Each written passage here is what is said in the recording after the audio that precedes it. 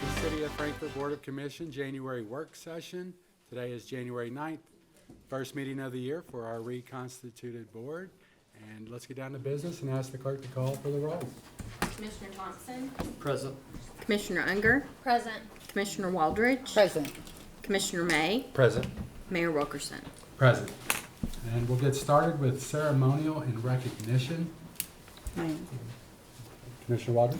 I would just like to take a moment of silence right now, just for all those people that we lost over the past year, those that we've lost recently who has been integral parts of our city, as well as your lost mayor of your father. So I would like to take a moment of silence for all those people going into the new year, just to say thank you and to send blessings to their family.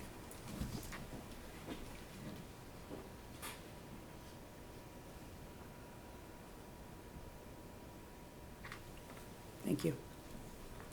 Thank you. Thank you. And then I only had one other, sorry, I had one other. I won't do the ones you're doing, I promise. The Kentucky State baseball team was recognized for their outstanding, hold on, I don't want to lie about this. Should I? No, it's not. Where is it? Okay, Lisa, maybe you'll have to go ahead until I find it, because I can't see. Okay, I'll get started. ahead. I'm gonna go back. So let's see, next Monday is Martin Luther King holiday, and I want to mention the Jamboree, Jill's Jamboree, the spaghetti dinner for the Sunshine Center. So you can find that info online or call the Sunshine Center. It's a good fundraiser that they've been doing for years. And then if you guys can see the photos of the beautiful baby we got on the screen, we passed paid parental leave in December, and this is our first city baby that we've had. So let's see, we've got Benson Maurice Lightfoot, and he's named after his grandfather, and he's the newborn son of firefighter Thomas T. Lightfoot III. So congratulations. He's so cute. So sweet. Thank you, Mayor. I would just like, in the same vein that Commissioner Waldridge stated, recently lost a dear loved one of mine, my Aunt Phyllis Liebman, who was an integral part of this community. And she was like a second mother to myself and my sister. And she did what they call shattered a bunch of glass ceilings. And not only politics, she was the first speechwriter for a governor in the state of Kentucky. She was also the first female speechwriter for a governor in Georgia, who happened to be Jimmy Carter. And she went on to become one of the first women in a boardroom of a Fortune 500 company. And a lot of people didn't know all of the things she accomplished in her life because she was so humble about it. But everyone knew that when she was in the room, she had something to say that should be worth listening to. So I would like to dedicate tonight to her as well. And lastly, I know that the last week we've all been so impressed with the speedy recovery of one particular Buffalo Bill, but I'd like to give props to the medical staff and the EMS crews and the doctors. We have some of the finest EMS and EMT Bs and firefighters and police officers here in Franklin County, and I have no doubt that they would have acted in the same vein. So I'm very proud of them, and I think they deserve the recognition that they deserve. Thank you, Commissioner. Commissioner. Yes, I'm ready now. Sorry, I was unprepared. First, I would like to also add on to Martin Luther King Day on the 12th of this week at 5 p.m. at the Kentucky Historical Society. The Martin Luther King Commission for the Governor's Office will be hosting their event. I serve on that commission at the hand of the governor. So that's Thursday, I believe it's a Thursday, the 12th at 5 p.m. Also, congratulations to all the elected officials across our town. We have a bunch of new officials, so I'm super excited about that. Congratulations to all who will be serving Frankfort and Franklin County and across this wonderful state. Also, I'll go back to the Kentucky State Baseball Program. They received a recognition as conference winners for the 2023 NCAA Division II Awards of Excellence. The Award of Excellence acknowledges exemplary engagement with the institution's community. The NCAA recognized them as the D2 institutions for their student-led initiatives for change in their local communities. So just want to give a shout out to the KSU baseball team for working really hard in this community and being engaged with Coach Henry and all of their staff at Kentucky State University. And last but not least, I would like to say a early happy birthday to Ed Poe, who has done amazing things in this community. He turns 78 tomorrow on the 10th, so I just want to send a big happy birthday to Ed Poe. Any other? Yeah, Commissioner May. Thank you very much. Just wanted to say thank you to our construction foreman, Scotty Mans. We got an email from Mark Luttrell, our collection superintendent, about a sinkhole that had opened up over the weekend on the 7th. He noticed it out of his back residence, and their speedy actions helped get some fencing up and kind of secured the area. And Ray Kinney and the team at Emergency Management jumped in to get that safe for everybody and taken care of. And I just think it's important that when people go above and beyond, that we acknowledge that and we appreciate their speedy actions, keeping that neighborhood and those kids, especially around that area, safe. Any others? If not, we will, well, do we have any citizens' comments tonight? No? Okay, well, Could we move the mayor pro tem up early, just in case anything was to happen and you were to leave, so we can have new leadership in place? does anybody have any objection to moving the action item, the sole action item? Yes. Mayor Pro Tem? No, Yes. no objection? No objection. Okay. I'd like to make a motion to name Commissioner May as the new pro temp of the city for being the top vote-getter in the city. Okay, we have a motion. Second. And a second by Commissioner Unger, motion by Commissioner Waldridge. Any discussion on this motion to make Commissioner May the Mayor Pro Tem?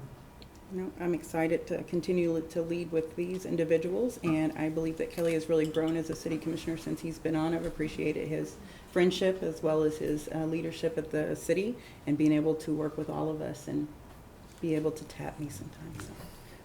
But no, I appreciate you working. Let's hope nothing happens. Well, we hope not, Tonight. but you never know. No, you never know. Room of order. No, that's, I'm happy to do that now. And any other discussion or? Call vote. See none? Will our clerk please call for a vote? Commissioner Thompson, Aye. Commissioner Unger, Yes. Commissioner Waldridge, Yes. Commissioner May, Yes. Mayor Wilkerson. Yes. We talked about this, Kelly. That motion carries. Congratulations. Thank you. And if I may, just a Sure. quick point of order, I just want to say thank you to the mayor, staff, board of commission, and of course the community. I take this responsibility regardless of the number of votes I got. Being up here at the table is very, very important. I don't take it lightly, and to have your all support means just as much. So thank you very much, and I look forward to the year that we're about to have, which is an exciting, productive year. Yes. Agreed. All right. Now we'll go back to staff reports. Thanks. Yes, thank you, Mayor. I'd like to call up Penny Peebler to provide an update as we work with KCDC on the cybersecurity grant we are receiving from the federal government. Good evening. Thank you for having me. It has been a pleasure over the past several months to work with the team at KCDC on the earmark that KCDC received through Congressman Barr's office. This was part of the remote work program that we've all worked so hard to bring here. There's a variety of different forms that are mandated by the Department of Labor as a part of the TEGAL documents that are part of the submission for receiving that earmark. So as you might remember, Congressman Barr boosted that in his number of recommendations of projects that he could support. And so this is a grant, an earmarked grant that will come through the Department of Labor to KCDC. Over the past several months, we've worked with Kentucky State University to establish the curriculum that would be offered through the program. Kentucky State's very excited about the program, and they have designated a course for the program, which has gone through Faculty Senate approval. And each person who's enrolled in the course and successfully completes it will receive 12 credit hours of college credit through this course at Kentucky State University. In addition to that, Interapt has worked with its training provider, General Assembly, to meet the budget parameters of this guideline and to work with our team and KCDC. The KCDC board had asked Kimberly Gester to kind of lead the process of this grant, and for the city and for me to assist Terry with the preparation of the documents. So we're still fine-tuning several of the forms. The submission is due by the end of February, and the board will vote on, the KCDC board will vote on these documents at the January 17th meeting. That's my understanding. And Kimberly Gester provided those to the board. Are there any questions about? Yes, Kyle? Commissioner Thompson?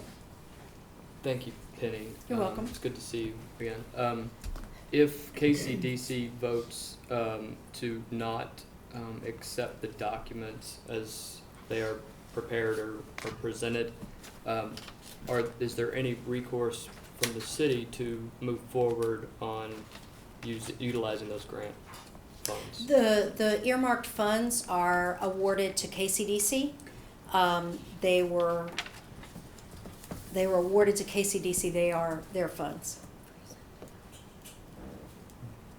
Yes, Commissioner Waters? When is the next cohort coming in, I guess? Well, the timeline, pending approval, pending approval is that I'm not exactly sure when the money comes in, but the way the budget breaks down is that the funds flow in and General Assembly provides the training. And so we would expect that would take place in the fall, and that the summer would be the recruiting time for that, the spring and the summer. And so that really is the timeline. So, Does that answer your question? I mean, yes and no. okay, Because, just make sure. okay, so when you're speaking of a timeline, I would go first to latter, and you started with fall, then you said summer and spring. Are we thinking fall into summer and spring 2024? Well, or fall, are we? the class itself will need to start by the fall of 2023, Okay, and the recruitment of that class okay, would start in the spring and 2024. summer of 2023. 2023. Right, and Okay. then the apprenticeship program, the training runs, for 12 weeks, Mm-hmm. and then the apprenticeship starts. Okay. Which would be around the winter of-ish. I mean, we need to verify that all of these timelines are acceptable to the Department of Labor. Okay. You know, we can start as soon as possible. You know, we Can I ask a tie-in question to that? yes. Um, So I mean, just to make sure that I've answered Commissioner Waldridge's question, there's fluidity in the timeline. There's an amount of time by which the money has to be spent. Okay. And so the schedule as it's written right now is really getting started in the summer of 2023. But with those classes, you know, it would be best if the classes could line up with the KSU semester. And so the lineup with the KSU semester is really summer or fall. There's a 4-week, as you well know, and an 8-week session. At K-State. This is a 12-week course, so it really lines up best with the fall. But we've got to make sure that these timelines work for the Department of Labor and their guidelines, else we will have to adjust to make sure we're meeting those timelines. But Interact is ready, the jobs are secured, General Assembly is ready, KSU is ready. It's exciting. These are apprenticeships, correct? These are apprenticeships, and then the apprentices work as junior developers for Interact. And then in most cases, they are hired by the employer that Interact has as its client to continue as junior developers, cybersecurity analysts. Does that help answer the question? Yes. Okay. But I did have another question. Okay, and I But will- he had a follow-up question of my Sure. question, if you would like to go to the No, follow-up. no, I'll defer.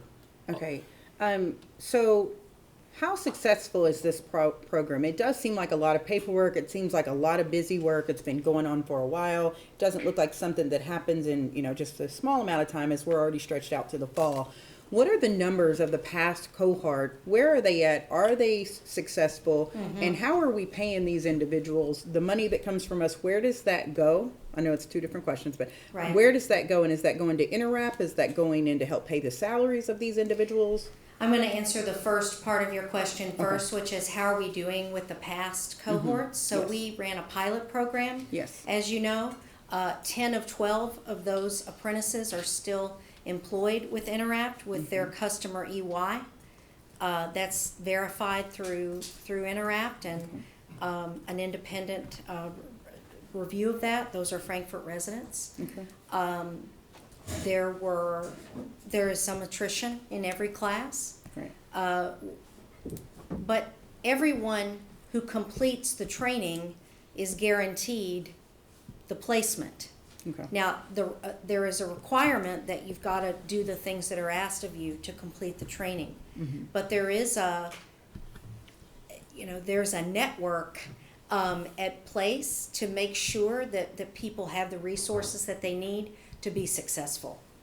So that I think answers your first question. Yes. The second question is, the paperwork that's been required is the grant paperwork for the Department of Labor Okay. certified, now apprenticeship. Interact is a certified apprenticeship provider for the Department of Labor, but there still is a lot of due diligence. And remember that Interact could not go out and sell this work to its client until it was sure that we had the money to run the program. Because of earmarks were new, we didn't really know when the money was going to come. We applied in April of 2021. For KCDC applied for the earmark in April of 2021, and we really didn't. We got notification, but we didn't have everything that we needed until the summer of 2022. Okay. So that.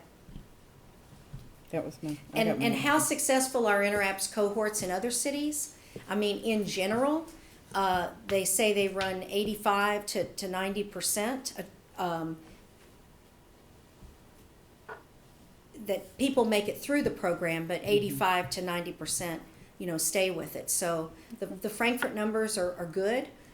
It was the first time a remote work program like this had been offered, upskilling our own Frankfortonians. This time we have a bigger pool to choose from. We have the Franklin County and the City of Frankfort. There are partnerships in place with the school systems, but this is really targeting minorities, women, and that will be the focus of the outreach that we will assist KCDC in doing.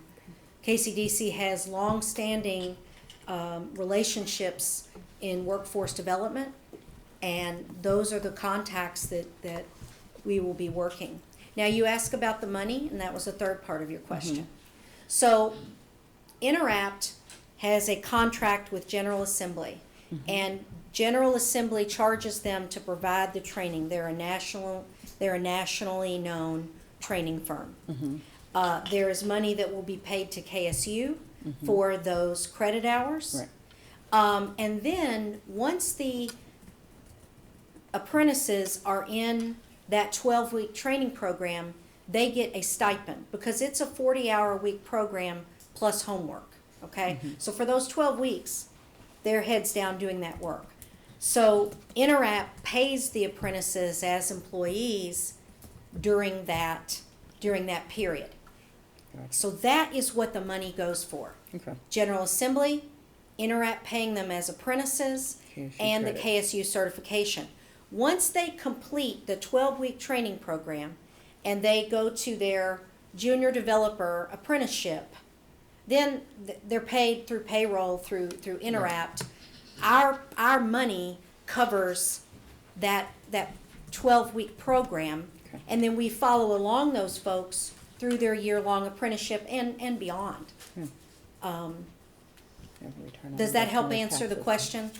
No, I got it. Okay. Thank you.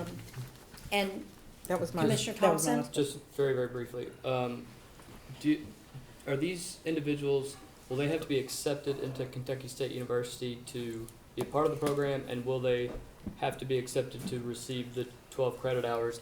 And last question on that, will those credit hours transfer to another in-state Okay, program? let me answer your first question. Yes, they will be accepted into Kentucky State University, and we have been assured they will be walked through that process. Interact can assist with that. And KSU, we have a dedicated faculty representative at KSU, Dr. Kirk Thompson. And then we have an instructor of the course. We also have a contact, Dr. Stephanie Mayberry, in Aaron Thompson's office, the Council on Post-Secondary Education. So all of those support structures are in place. They will then, this money that KCDC has been granted will cover the tuition for those 12 credit hours. And then the people will earn those 12 credit hours. It'll be on their transcript. Will this particular course transfer to another college? That depends on each college that they're transferring into.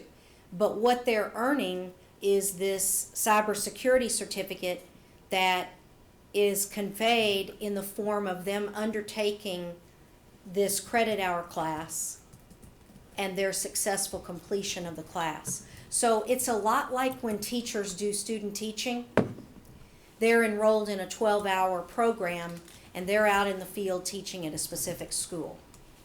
Now what KSU hopes is that these folks will want to continue in night school and earn their bachelor's degree. But as Interact has said many times as they've presented here, it's this specialized computer training that is necessary to succeed in these jobs. And so while they support their employees continuing their higher education, it's not required. And I will say there, with the county and city schools, you may have some students that come in with hours anyway, and when they finish this, they could be close to an associate's level degree. Yeah, the dual anyway. credit students for sure, and there are a couple of dual credit students that Frankfort High School has identified that may be a good fit for this, and we, the folks from Interact and I visited with them at Frankfort High and with their counselor and also with Shane Hecker, and just had an opportunity for those students to meet the folks from Interact that came, and we'll do the same thing at County, because you've got to identify that student. Everyone doesn't have the proclivity to do a work from home job where they're going to be satisfied working at a computer, pacing themselves, taking their breaks, standing up, interfacing with people in a digital world. You know, that is not the job for everyone. Also, everyone doesn't have a proclivity to work with spreadsheets and data. And so part of what General Assembly is doing is they are testing and interviewing to determine who will have job success in that role. May I have one last question? One more. Let's move on. Yes. Of the 10 out of the 12 individuals who are still with the Interact program through the first cohort, do we know what the median average salary of those individuals are? Well, I know that when they started, it was between $45,000 and $50,000 a year, and then Interact gives raises every 6 months in general in that kind of junior developer role. And so there was one individual in the course who was from Frankfort that took a job with another company and didn't accept the apprenticeship. And that person was supposedly making $80,000 a year. But I think in general, it's in the $50,000 to $60,000 a year range. That is about the price. That's about the range. So we have, the success of the program can be measured by the fact that we added 10 new jobs that make essentially almost 66% more than the median average income of a Frankfort resident already. Is that a fair statement? I mean, I'm not familiar with what the median income is in Frankfort, but what I will say is that, as you heard me talk about before Christmas, there's 18 million people in the United States that work remotely. And so there's a wide range of salaries in there. I'm told the average is, in the $80,000 a year range, and I know that is above what the median income is in many places in Kentucky. So remote work is here to stay, and it's but one of the strategies that we need to employ. It's an economic development strategy that focuses on the worker. It's a small program, but it shows that It's not small to these 10 people that are making a significant amount of money. I kudos to you and KCDC for pushing this through. I think you've changed the lives of a lot of families, and I think just by that alone, we can measure the success. No well, matter how much I paperwork thank it the is. city for investing in it, and I thank KCDC for joining us, and certainly the KCDC board. Thank you. Thank you, Ken. Great. Next up, Chuck Knowles. We welcome him back. Talk just briefly about the use of epoxy coating on the steel for the new transit center parking garage.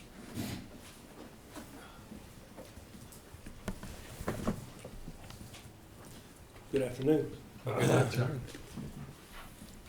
Thanks for the opportunity to discuss again another topic about the Transit Center Parking Garage project.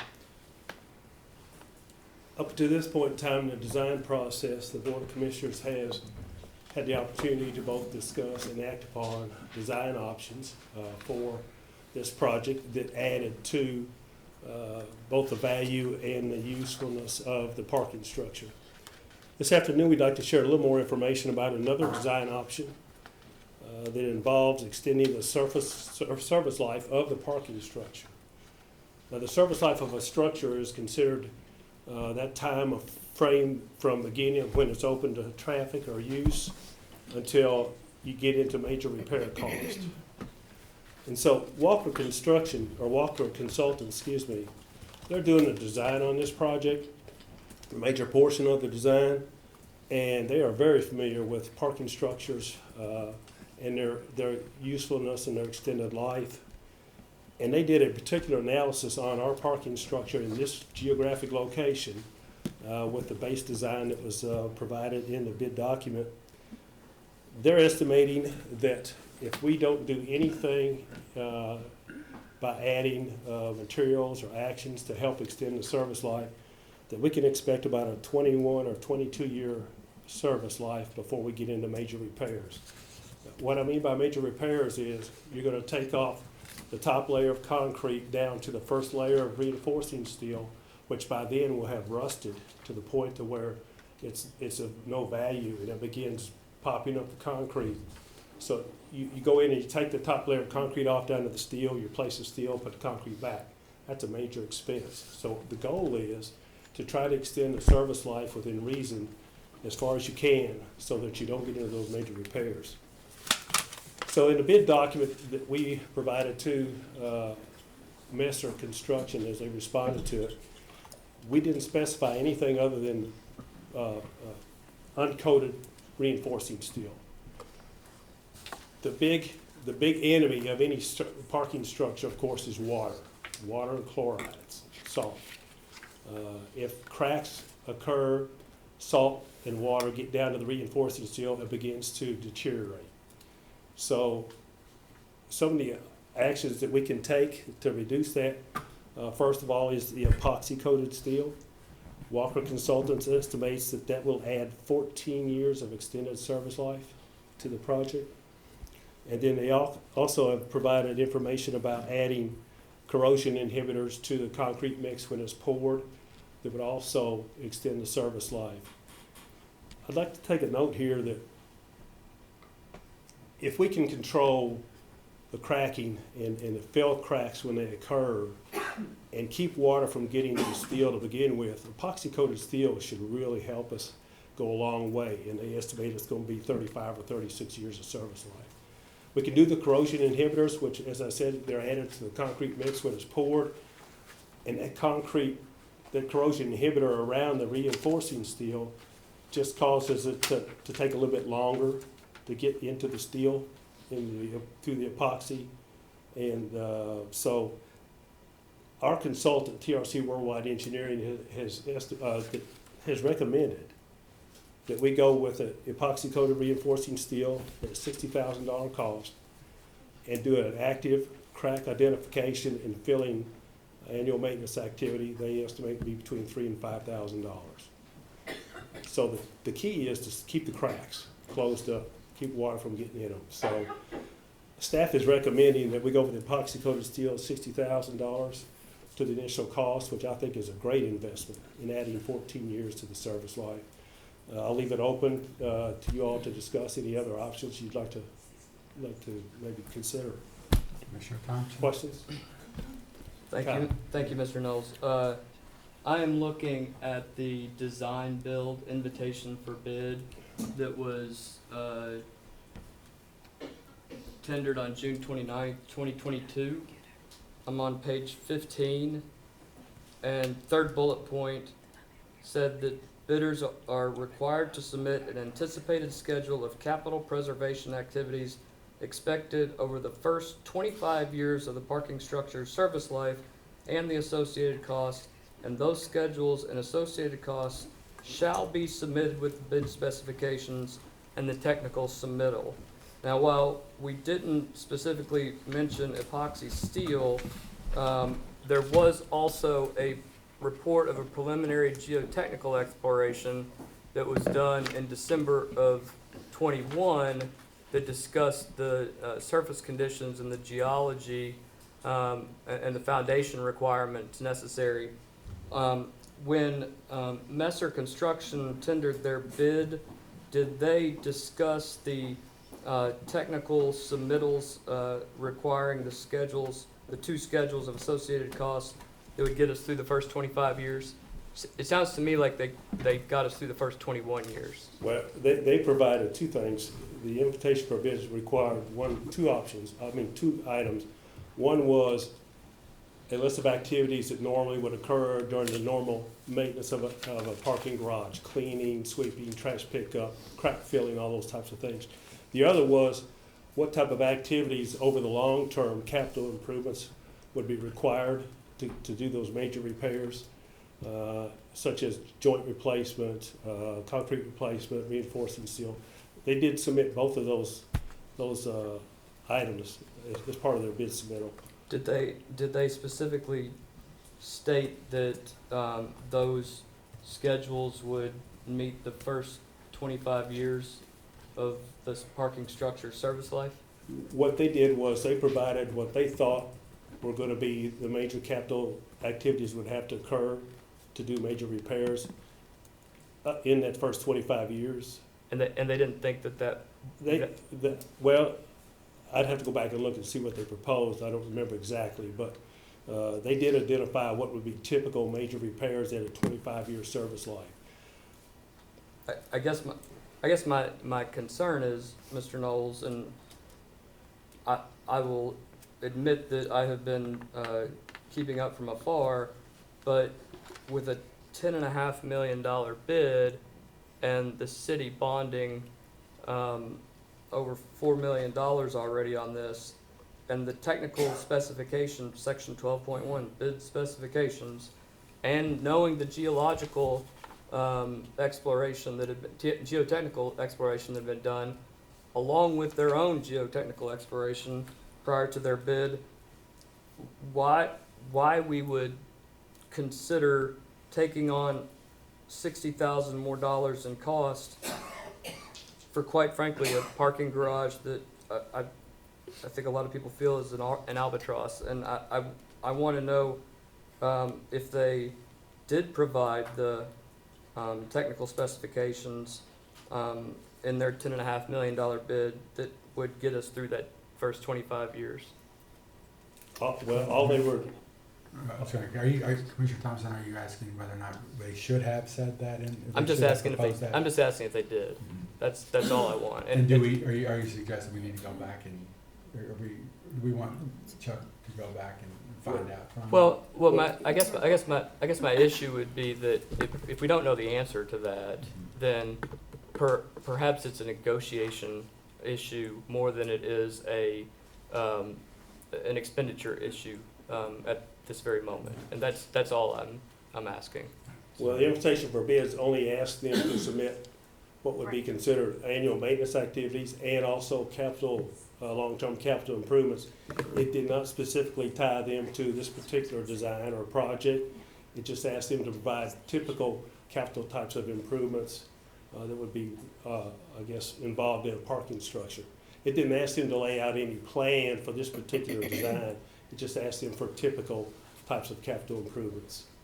So the design build invitation for bid did not ask for them to lay out what their technical design would be for the long-term preservation of the No, it did not. facility? No, it did not. And that's why we asked Walker Consultants to kind of take a look at this particular location and the types of structure that they were designing to give us some feel for what they would expect would be the extended service life of this structure. I believe a $60,000 investment is a good thing to do at this point in time, because once the steel is covered, you're done. You have to live with what you've got, and if the cracks occur, you have water and salt and chlorides get into that steel, it's not gonna last near as long as epoxy coated steel would be. Any other questions for Chuck? So do you recommend any of the others? Just the 60,000, or should we even be looking at some of the others? Well, obviously, if you look at those, you can spend additional funding and add service life to it, but again, TRC Worldwide Engineering has got a lot of experience both in design and constructing parking garages. They're our technical consultant that recommended we just go with 60,000 epoxy coated steel and do a strong crack maintenance program every year.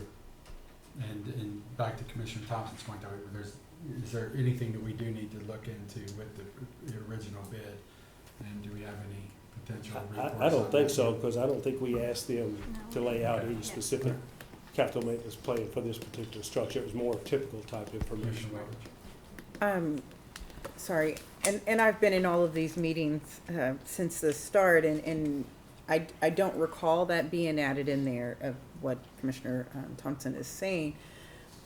I do look at them more as like upgrades. Anything you buy, you're like, oh, you can upgrade here, you can add this or that. And I just think that it was something that was overlooked that now is being brought to our attention to say, hey, this also can extend the life added on. It's not something that is needed to build this. It's not something that is strategic to build this. It's just something to extend. Yeah. So with that being said, I would just like to ask staff to move forward in moving this forward, because even though I don't want the extra expense, as of right now, we are the maintenance budget for this from here on out.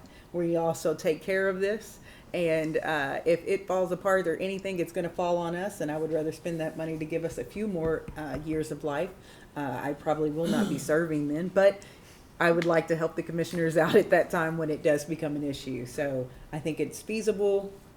I think it's something that we need to do, and if we need to look at some of the money we haven't spent in the one time or what have you, or bond an extra 60, I think that's what we need to move on and allow them to move on with that. Yeah, I think to reinforce that, a $60,000 investment right now is gonna save a lot of money long Yes. term. Major repairs on parking garages are very expensive. Yeah. And it also affects traffic, Yeah. how you use the garage too. Yeah. So, So, All right, we'll look at possibly voting session, January? yes. yes, please. Okay. Thank you, Chuck. Thank you. Thank Be you. safe. And I'd like to welcome Rebecca Hall, who's subbing for Blair Hecker tonight, to present briefly on our great 2022 event season and the MOUs we'd like to present to the BOC at the January 23rd voting meeting. Yes. I just wanted to give a brief update on the 2020 events from Blair, and I do have her notes, and we will send those to you so you have them all. In 2022, the City of Frankfort permitted and/or hosted a total of 48 individual events. 17 of those events included major street closures, and 21 of the 48 events are City of Frankfort owned or sponsored events. 2022 was our first full event season since COVID. We utilized for the first year MOUs, which in 2022 we had the International Jazz Celebration, Derby, concert series, Juneteenth weekend, Bourbon on the Banks, Candlelight, and the Veterans Day Parade. One thing that we that came to our attention in 2022 is we do need to increase communication to the public and to downtown businesses and merchants, which we are working on for 2023. Other plans for 2023 include other MOUs, which are being created now and will be on the January 23rd voting meeting. So you'll see those coming up. And one main goal for this year is to conduct an event impact analysis study where we'll be looking at event permits and seeing how these events impact the community and businesses downtown. That's all I have. I'm not sure I can answer any questions, but I'll try. And I'll be happy to send you all this report. Thank you. I don't really have any questions. I just want to say it's a job well done by the staff and all. I know Blair you did a guys put in fabulous job. Yes, I think overall the event is doing amazing. I think we have a lot of great things ahead, but to each and every staff member that stays out late, that helps put up things, that help put up all of these cones and shuts down, just giving in extra time. I just appreciate each and every one of them because they do make things run so much smoothly. So we appreciate all of you. Great, thank you. And I'll just say, this is a good opportunity in January, if any groups out there are interested in having the city partner on any event this year, the sooner you let us know, the Right. better. And event permits are open now, so if you, and that's for the entire year, if you guys want to apply for anything, go ahead and do it now. I would appreciate that since Blair's probably going to be leaving soon for maternity. Thanks. Thank you. Okay, moving on to discussion items. Thank you, Mayor. Going to welcome Terry back to present a brief update on the last quarter of 2022 on economic development and KCDC activities. Thank you, Terry. You're very welcome. Thank you all for having me. I will fly through this. I apologize, but there's a lot to cover, and you can just ask me questions, interrupt, ask me at the end, whatever works best. So we have 66 projects that are active that we're working right now. Those qualify as active or open projects. The difference between active and open are that, and that is total active and open. The difference is some of them are in the process, have buildings, have property bought. Some of them are we sent an RFI in response, a request to their RFI, those kind of things. So they're not committed to here yet. We have had 12 RFIs over the last 3 months. That's a lot of RFIs. That's a lot of data that we've submitted, which just tells you that we have projects, active projects, and interest in this community, a lot of it.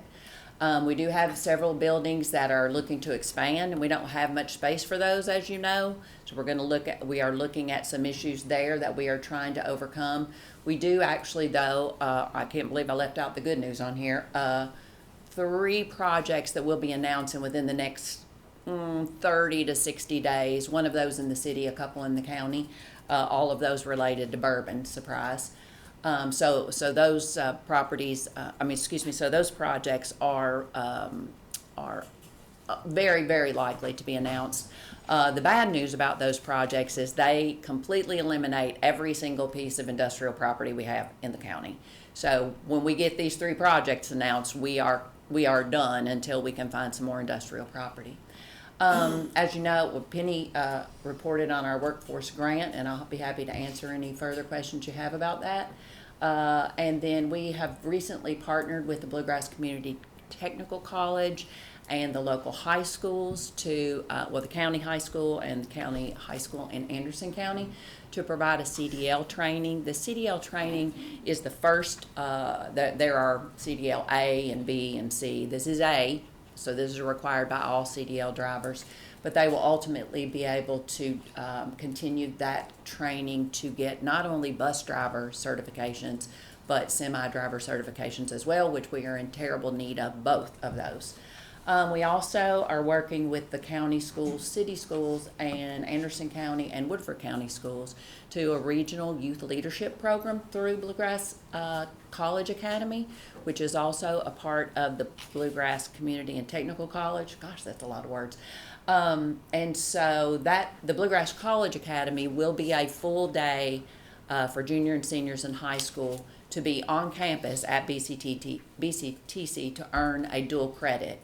During that process, every other Friday will be a youth leadership program where we will have leadership businesses from those 3 counties come in, or the students will go out and visit those. The Regional Economic Development Strategy, several of you attended that meeting in November and have attended meetings throughout the past 2 years as we've developed that regional strategy. We came down to 3 focuses in which we wanted to really concentrate on in the first year or so. Those are regional talent attraction, marketing, and leadership development. We have begun the fundraising campaign for that. The goal is about $10.5 million.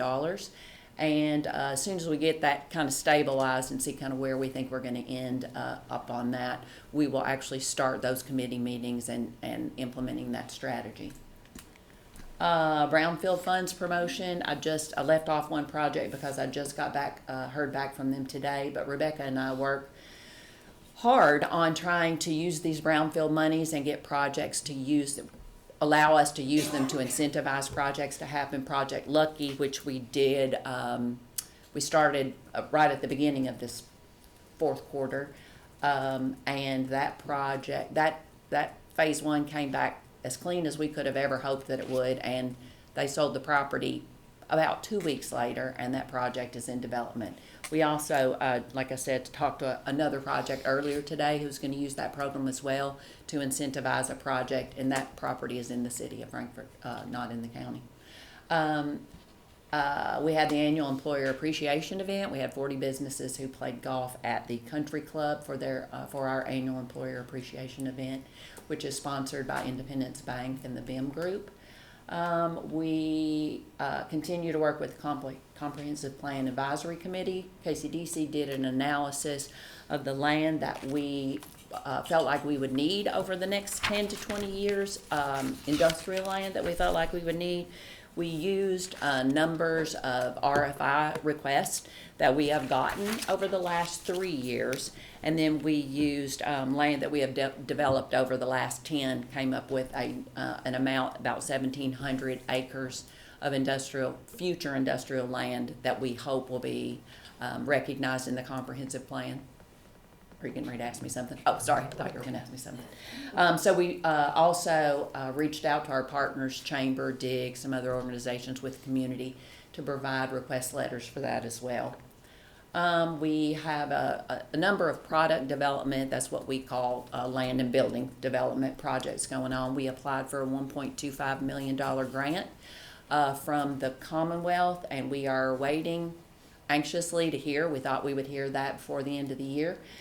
The reason we're so anxious is, well, we're excited about the $1.25 million, but we have a project on that property as well, and they're waiting to hear. So that'll be another project we hope to announce soon. And then we have another utility partner who provides funding for product development that we're working with them on another piece of property. And then we are working with actually 3 separate partners researching the possibility of regional land partnerships and where they might be and what those might look like. We continue with the Think Frankfort First initiative. It Grows On You section. The First New Friend we suspended. I don't have any staff, and I just don't have the ability. I don't have enough hours in the day.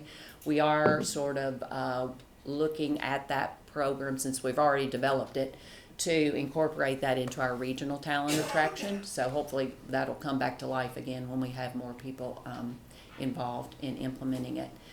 We did a survey of regional employers and determined that not much changes in public policy with business.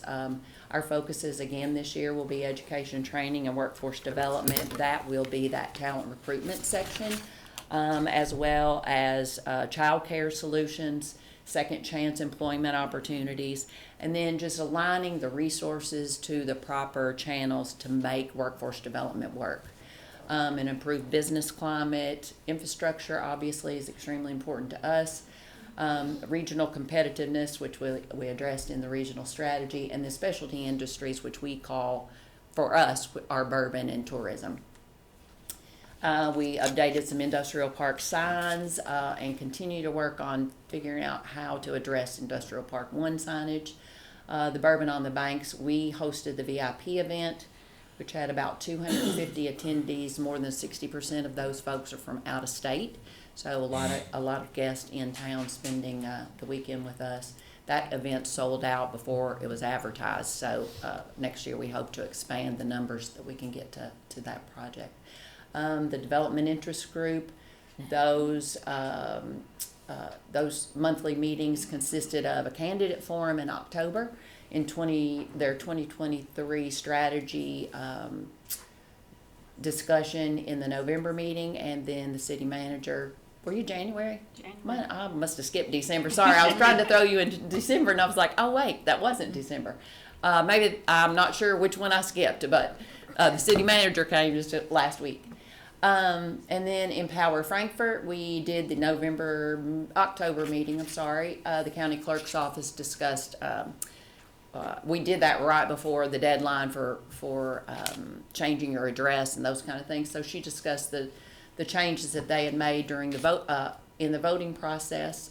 In November, we did the Umbrella Alley project with the city, and then Limewater was our host in December. Oh. That must mean I'm through. Sorry. Thank you, Terry. Any discussion, questions? The new Friend Initiative, is that where you connect someone that's moving in that's new to help them navigate the city? And being that is suspended, I hate seeing that, but I try to greet Me too. everyone We that had moves a- into my community. I Yeah. take a candle to whoever moves into my community and introduce myself. So is there a way that maybe the information can be available, so if someone is nice and easy to get along with, that they want to pick up a packet and take it to their neighbor? Is that possible? Yes, so the information Okay. is still on our website. Okay. Yes, that is correct. All the information is still there. We still have a team of a dozen folks volunteers who are willing to be the first new friend. Okay. The problem lies with somebody who can update that website, look in there, Oh, find okay. out who's, the newcomers who have sent in their applications, reach out to the employers. Part of that was to reach out to the employers, keep them engaged when they were interviewing folks for a potential job in the community, to connect them with a first new friend, so that those folks would be more inclined to take a position here because they had a connection already. So it's just a lot of behind the scenes paperwork that I just don't have anybody who can do that right now. Understandable. Thank you. Commissioner Unger. I had one quick question. Thanks for being here. I think I had asked the last time you were here, and then on one of the meetings that was streamed live, I think you all discussed keeping the meetings streamed or recorded and uploading, so they could be watched later. And I wondered, I don't think the last meeting was streamed because I looked for it, and just wondering the status on if there's equipment that was going to be used to stream the meetings. I think the community and I appreciate being able to watch it since I can't attend the meeting. Okay, so the last one we had, we borrowed the owl from the county, and it should have been live streamed on there. Now, I will tell you, I'm not the computer person for sure, and we don't have a staff person that used to do that. So in December, we borrowed the owl from the county, Okay. and we thought we had everything going correctly. Okay. So if it wasn't live streamed on there, that is news to us. Okay. We did have Brent Swigert was there, and he said he knew what he was doing, so I believed him, and I think he did. He got everything to show for us. So it may have been on our part, but we assumed that was all done, and we have an owl that ours came in now, set up on our table, our great. conference table. So Great. you might, did you text Rich? You usually do that when you don't. Did you text him? I probably did, or He- Kimberly maybe, because yeah. But Did we know that, Kimberly? Yes, We did know that it wasn't working? Yep. And we just couldn't figure it out? that's what you said. Well, oh, you're talking about live streaming on Facebook. I'm so sorry, not the owl. You're not talking about the owl. You're talking about live streaming on Facebook. Yeah, that is correct. Streamed live or put up later, as long as it can be watched by the community. Yeah, well, we do normally try to live stream, but we never figured that out. It showed on the top corner that it was on Facebook. Okay. So I was just wondering. we don't, yes. Yeah, Well, thank you. that's a good question, and we're still trying to figure it out, Okay, but great. it's not gonna be me. Okay, great. Thank you. Anything else? Any other questions? Good one. I guess. Thank you Thank so you. much, Carrie. See you next quarter, or next week, actually. And.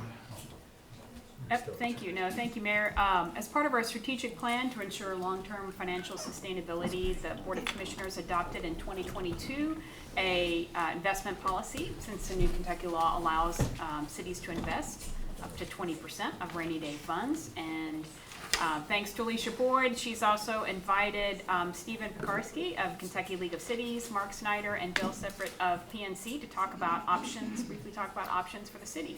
Welcome you all. Thanks so much for coming. Wonderful. Thank you for having us. Good evening, Commissioners and Mayor. As we mentioned, my name is Stephen Pekarsky. I'm with the Kentucky League of Cities. I have with me Mark Snyder and Bill Seifert, so we can figure out which one is which, and we need to address each other. So that's one thing I'm very terrible about, is doing that introduction of who people are before we get jumping into the meat of the conversation. With the presentation that we prepared, it's beneficial just to kind of highlight the program of what this is and why KLC saw the reason to reconstitute this program after the General Assembly expanded the investment options for cities in 2019. Obviously, anytime we talk about what KLC is doing, I know it's probably belaboring the point, but it's important to say that we're a mission-driven organization. What we're doing is try to be a fulcrum for you all. It is try to use our comparative advantage and allow us to partner with PNC to do some of the muscle behind the curtains to determine what is keeping investments within compliance within the statute, and also ensuring that you are not running afoul of your own investment policy that you recently adopted, to ensure that we're keeping everything checked and balanced from your perspective. We have a very, I won't say simple program, but it's a very straightforward program where we have true 5 options, 4 of which would be considered investment options, going from the governmental bond fund, the individual high-quality corporate bond fund, the true S&P 500 exposure within an ETF, and then a actively managed dividend-focused fund that is housed by PNC with their methodology. Of those 4 funds, when these laws were reenacted, the governmental bond fund and the corporate bond fund have limitations that if you were to go out into the marketplace today and say, I want to buy this ETF or this mutual fund, based off the limitations within that statute, there is nothing on the market that would be allowable within the Commonwealth. So as we've got this program up and running, we were aggregating capital to deploy on behalf of cities. So you now, as a potential new investment participant, would be going into an already diversified governmental bond fund, both on the maturity and time frame, along with individual high-quality corporate bond funds. So we're keeping everything within the statute limitations, but you're getting in there right away by saying we're deploying at a net asset value. So there's no delay associated with monies going in and monies being deployed. With the S&P 500, we're utilizing a BlackRock IVV. That's a traditional ETF there. There's nothing fancy about that. That's the whole S&P 500. So you're buying everything into that marketplace. The dividend-focused fund, I won't go too far into that because that's better served to have that conversation led by PNC. That's their baby. They know the backwards and forwards of it, and I always want to make sure that I leave room, that I don't steal the entirety of the conversation. Outside of the investment funds, we still have a mutual fund, money market fund. With the rising interest rate environment, that's now become a very attractive option for cities. As of November closed, we were just under almost 400 basis points as a yield.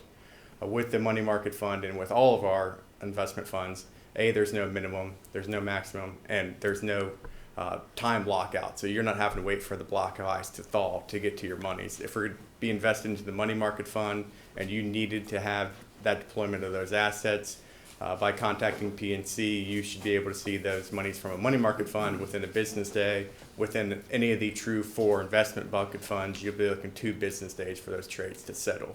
So it's not a situation where we're providing a barrier to your money. We're trying to help deploy in a long-term basis to be a more effective use rather than the perpetual cycle of certificates of deposit, sending the solicitation out, having those expire, and then redoing that process over and over and over. Our hope is with this investment pool program that you can still take that reserve approach and say, yes, we're putting these monies forward that we do not have an operating need for, and rather than that being something that we're just capturing the gain of a depository rate, we're also earning the capital appreciation and the income churn associated with those options.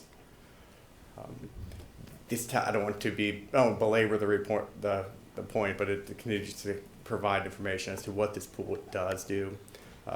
What this pool does not do is not a get-rich-quick scheme. This is nothing that is going to be buy margin or buying crypto or any of those various assets. We're trying to take a very simple approach because if anybody approaches you to say, why are you investing, we want you all as commissioners in the face of the city to be as knowledgeable and confident in responding just as much as we would if we were also approached on the street. To be open and transparent, I mean, obviously we are providing a service. There is a fee attached to that. We do charge a 35 basis point fee for assets under management, excluding the money market fund as it's currently constructed. That goes over all of those funds. Those are not billed to the city. That is taken based off the investment proceeds. Those monies are utilized by KLC to pay for the audit associated with the investment pool program, to have a partnership with PNC, and also for us to continue our efforts here in Frankfort over at the General Assembly on your all's behalf. With that point, I'm going to pause and pass over the baton as we get into the true financials before I overstep my understanding and knowledge base. I'll give it to Mark Snyder to go over in the financials, or Bill, whichever wants to go first. Go ahead, Mark. In regards to yeah, good evening. It's a pleasure to be with you here again. Yeah, obviously the program, I think from our perspective, what allows you to do really is efficiently manage your assets and diversify your investments into liquidity investments at the local bank versus in longer term investment structure. So it really efficiently allows you to invest your funds to meet your long-term goals, and also gives you flexibility to take various buckets of money, and they may have a different purpose. You can establish an asset allocation for each specific account that you set up. You have online access to the pool, so it really makes it an easy way to be in compliance with the law, but to really maximize over the longer term the returns that you're going to get on your investment funds in a nutshell. This slide shows that we've seen significant growth within the program as we continue to add cities across the Commonwealth into the program. Every city is different. Every city has little different needs, how they want to structure it. So we work with you to customize a program to meet your specific needs. However you want to have that structured. You could have one investment account, or you could have 10.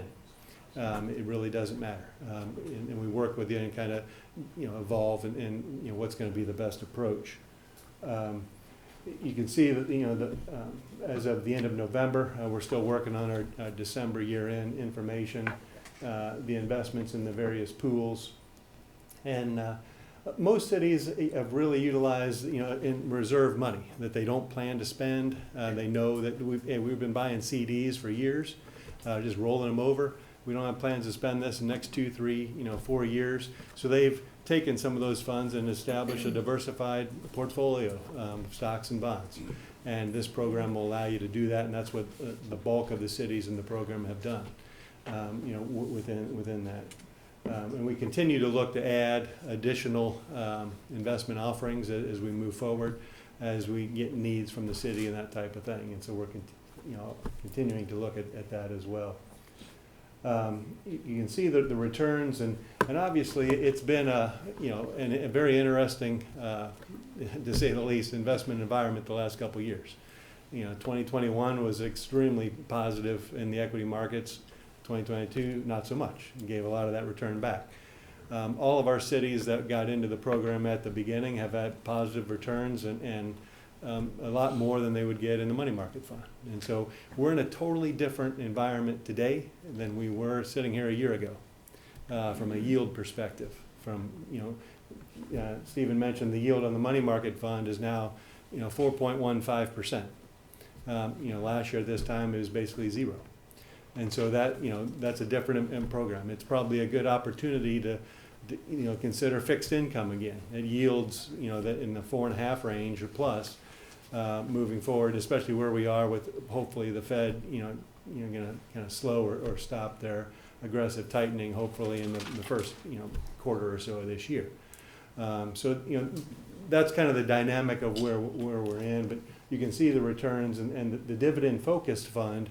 That was a fund that we established a few months after we started the pool. We went around and met with a number of cities around the state, and after talking with them, realized that this dividend focused fund that is managed by PNC Capital Advisors has a long-term track record. And really, it's investing in companies that are paying a higher dividend and also growing their dividend. And so it's a portfolio of around 60 stocks. They're all, and we put a screen on it, so they're all in the S&P 500, so we're in compliance with the law. But they pay a higher dividend yield. So it's probably paying at, about 2.5%, dividend yield currently. There you go, at the bottom, 2.5%. And versus the dividend yield on the, like say, the S&P 500 at 1.7. And historically, which proved out last year, and when markets are rough and it's a little more defensive. So it has those high quality companies paying solid dividends, and it has performed extremely well. Down 3% last year through November, when the S&P 500 is down 13%. So that you can, mix those together, and you can control your exposures in the equity market, by having those there. This just shows you a return of the net asset values. You can see that the yellow and the blue are more of the equity funds. That's where your growth is going to come from over a long period of time in the equity investment allocations and the fixed income. We would start to hopefully see that start to go back up now that the Fed is hopefully ending. More of the stable value type of investment. So you can have the government within the government bond fund, the corporate bond fund. The combination of those will give you a diversified fixed income portfolio, in addition to your liquidity and cash and others that you have on the side. This is a complement to what you're kind of doing, not everything you have. And so what we've done is this is a sample of a kind of a recommended portfolio that really is looking for long-term growth and income. So it'd be 65% in equities, 35% in fixed income. And you can see here from a tactical perspective, we currently, as of today, would recommend like a 5% allocation within your fixed income to the money market fund, knowing that it's earning 4.15% currently. And then when we see some things stabilizing, maybe shift that into fixed income. So that's more of a tactical allocation at the moment. But then the 40% in the dividend focus, 25% in the S&P to provide the broad exposure. And you can see, so we can help you develop suggested asset allocations, but it really based on your time horizon, your objectives, what you're trying to accomplish. And like I mentioned before, you can structure it however you want. I think that kind of gets it a bit more. If you wanted to add anything. Why don't we pause and take questions? I know we have a tendency to throw around some jargon that might not be familiar. Yeah. So if we did that, let us help explain anything or explain about the program. Questions? Commissioner May. Thank you all for being here and explaining this. I'll say, I don't want to speak on everybody else's behalf. I know you've got some experience in this. It is, the jargon thing is true, but I know that I see it as an amazingly exciting opportunity that we have. I was curious a little bit about how kind of the program came to be and why KLC saw this opportunity, and two, that question of, have you had other communities that you presented to that have chosen to opt out, and what maybe their concerns were, and what you've heard from other communities that we can kind of discuss as well? Yeah. So to address the first question, so KLC saw this as a way for us to maximize revenue opportunities for cities, knowing that we have a limited deck that's currently available to all cities. And without putting an additional burden onto your citizens or your businesses via tax increases, we're saying how can we use what we currently have, but rather than have a multiplier of 1, what if we have an exponential growth opportunity? And that's what really kind of drove this reconstitution of this program. Originally it started in 1990 when it was basically U.S. Treasuries and certificates of deposit. That kind of went away in the 80s when that obviously kind of sputtered out when those opportunities weren't as attractive or as readily available when you could have a partnership with a local bank, and those partnerships are still vital. This is not as Mark said, this is not a replacement of us saying every bank in the city of Frankfort should be on the lookout. No, this is saying we want to be a part of your all's toolbox. The second portion, have we had cities come out of the program? Yes, we've actually had a city come out of the program. That was based off the limitations of their investment policy program. So they did not want to have any equity exposure. And when the market started to have that downward trend, they said at this point in time, we're willing to take paper losses and realize those losses and go back to what we were comfortable with. But the conversations with the council and city administration, their messaging back to KLC and PNC were, if we had the ability to be within the equity market, we would still be a party to this program. They are still they're still a part of the interlocal program. However, they're just not a current active member. So we hope that we may see them come back into the fold. Got it. Thank you very much. Any other questions? Are we going to have an opportunity to discuss this in the Finance Committee or is this my opportunity to ask questions now? I don't want to overdo it here. No, you're fine. I think it'd be a good idea to get them involved in the Finance Committee meeting. I know that we've got another investor coming as well that we're currently using, and we can arrange for the presentation of the Finance Committee meeting as well. It's really up to the Finance Committee, of which 3 of them are sitting up there right now. So, I'm happy to do whatever. Just one question. So the sample balance portfolio, let's say we did. First, I'd be inclined to just do the equity. If we're going to use what we're going to, I think the equity piece is really what we want. But if we did do a balanced portfolio, do you all rebalance that, or how is that? Do you all manage that and rebalance it? And if so, how often? Yeah, typically we would have like say if you set up the 65-35, we have a rebalancing kind of function within the program. So if it gets more than say 10% out of whack, then it would automatically rebalance, and we would have conversation as well if it needs change or that type of thing. But we work with you to set the asset allocation for a reason, and we want to kind of stay in those target ranges, and we'll help you rebalance and make sure that everything's in line. And then just one more for Stephen on the money market. Is that there's no fee on that? No, That's for maybe for all of you. And then there's no barrier. We can There's no minimum to. No minimum to, I mean, it costs nothing to open an account. There's no minimum. We can move money back and forth. And we took the fee off of the money market fund when the Fed was basically earning 0, and we didn't want cities to automatically have a loss. So we've kept it at that point, at this point, and there's a good opportunity in order to do that. Just not FDIC. It's a government money market fund. Yeah, it's not a bank deposit, so it's not FDIC insured. It's a 100% government money market fund. And on the corporate bond fund, that's where Stephen was mentioning that you can't go out in the market and buy a fixed income mutual fund or an ETF of fixed income that meets the criteria of the corporate bonds, because they have to be A or better rating and a minimum or maximum maturity of 10 years. So all those funds would have BBB rated bonds, which are investment grade, but we can't hold those in this. So that's why it's a diversified portfolio that meets the requirements of the law. And that's where cities, you need some serious capital to put your own corporate bond fund together if that's a component that you'd like to have. The other, the government bond is no problem. That makes sense. Good.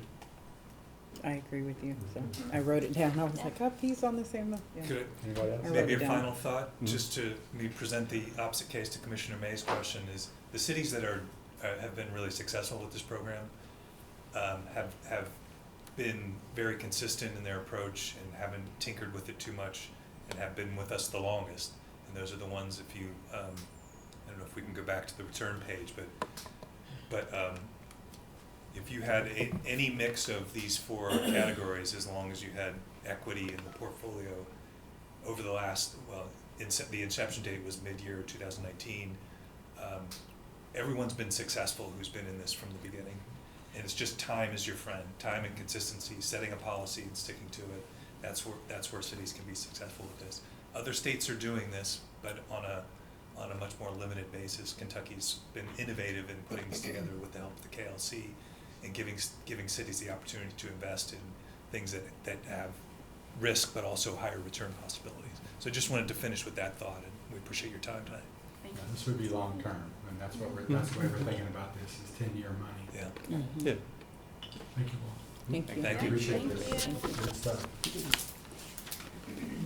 Next up, we'd like to welcome John Cubine and many of the board members from the Frankfort Plant Board, and also Ben Foster, Chief Operations Officer, here tonight to provide an update on the Ashwood Solar Facility, what they're doing to promote renewable energy in our community, and whether they want to join the city in working with NREL on a Phase 2 effort to bring utility-scale solar to our community, which will help us implement the 100% renewable energy resolution that was passed in October 2021. Thank you, John, for coming. Thanks, Laura. Thank you, Mayor, Commissioners. In talking with Laura, I would just like to take maybe just about 5 minutes to kind of give you a quick overview. With me tonight are 4 of the board members. Jason is potentially infected with COVID. We're not sure, but he's sniffling, so it was exposed. So, but I'm sure he's watching. But otherwise, John Snyder, Steve Mason, Catherine Dunton Mitchell are here. Vin, as you said, is here. He's the chief operating officer, was formerly chief electrical engineer. He's got about 25 years in electrical engineering. Gary Zing would have been here, but he had a previously scheduled training. He's out of state. Gary's been in the business about 40 years, so we've got some really talented people on board. Just to go through this real quick, I'm not going to read this to you. State Senator Mike Maloney one time said, operate on the assumption that people can all read and don't read to them. So just wanted to highlight just real quickly. We're a member of KYMEA. That's us and 9 other cities.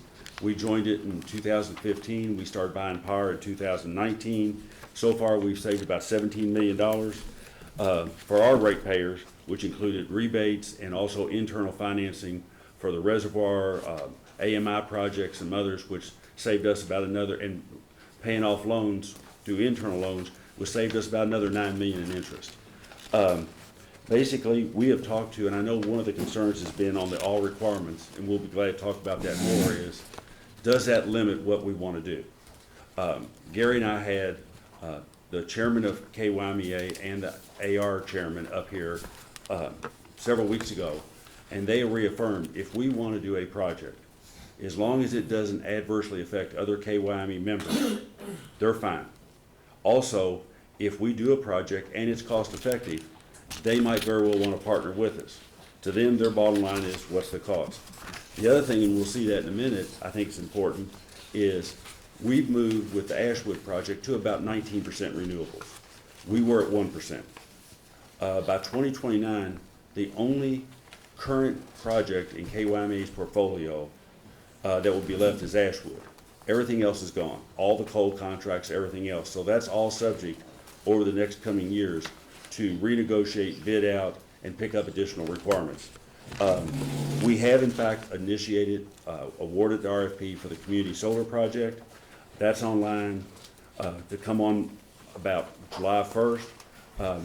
Wanted to point out, if there's an interest in the city, because I know you all have some goals coming up that you'd like to hit, we can price it out and see what it would be. We can go on and build phases 2, 3, and 4 now. We have to either amend the RFP or do another one based on what our council says. But in fact, we could bring the rest of that online if the city wanted to use that power. We've also talked in the past with y'all, there's RECs you could purchase. There's also, if you want a dedicated power. Which Phase 2, sorry, I just want to make sure it's answered. Bring 2, 3, and 4 of the community solar Community online? solar. Okay, yes. That's okay. What Great, thank you. we've done right now is, and Catherine's here, who is our expert on it. her and Jason. We've awarded number 1.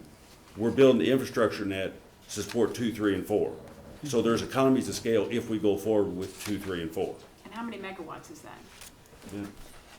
That would be about 600 kilowatts, kW.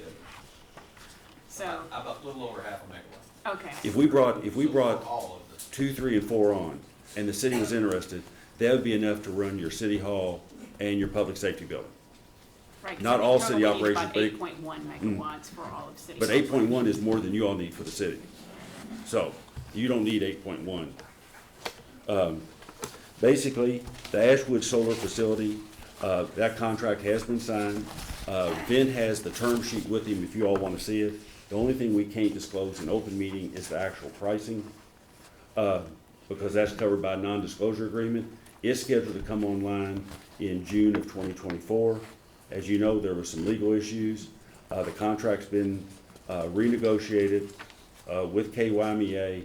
Basically, we can't give the specific rate in open, but based on what KYMEA's own RFP was to look at alternatives and what NREL quoted in theirs, even the renegotiated deal with Ashwood is still about $20 to $30 million cheaper over 20 years than anything else on the table.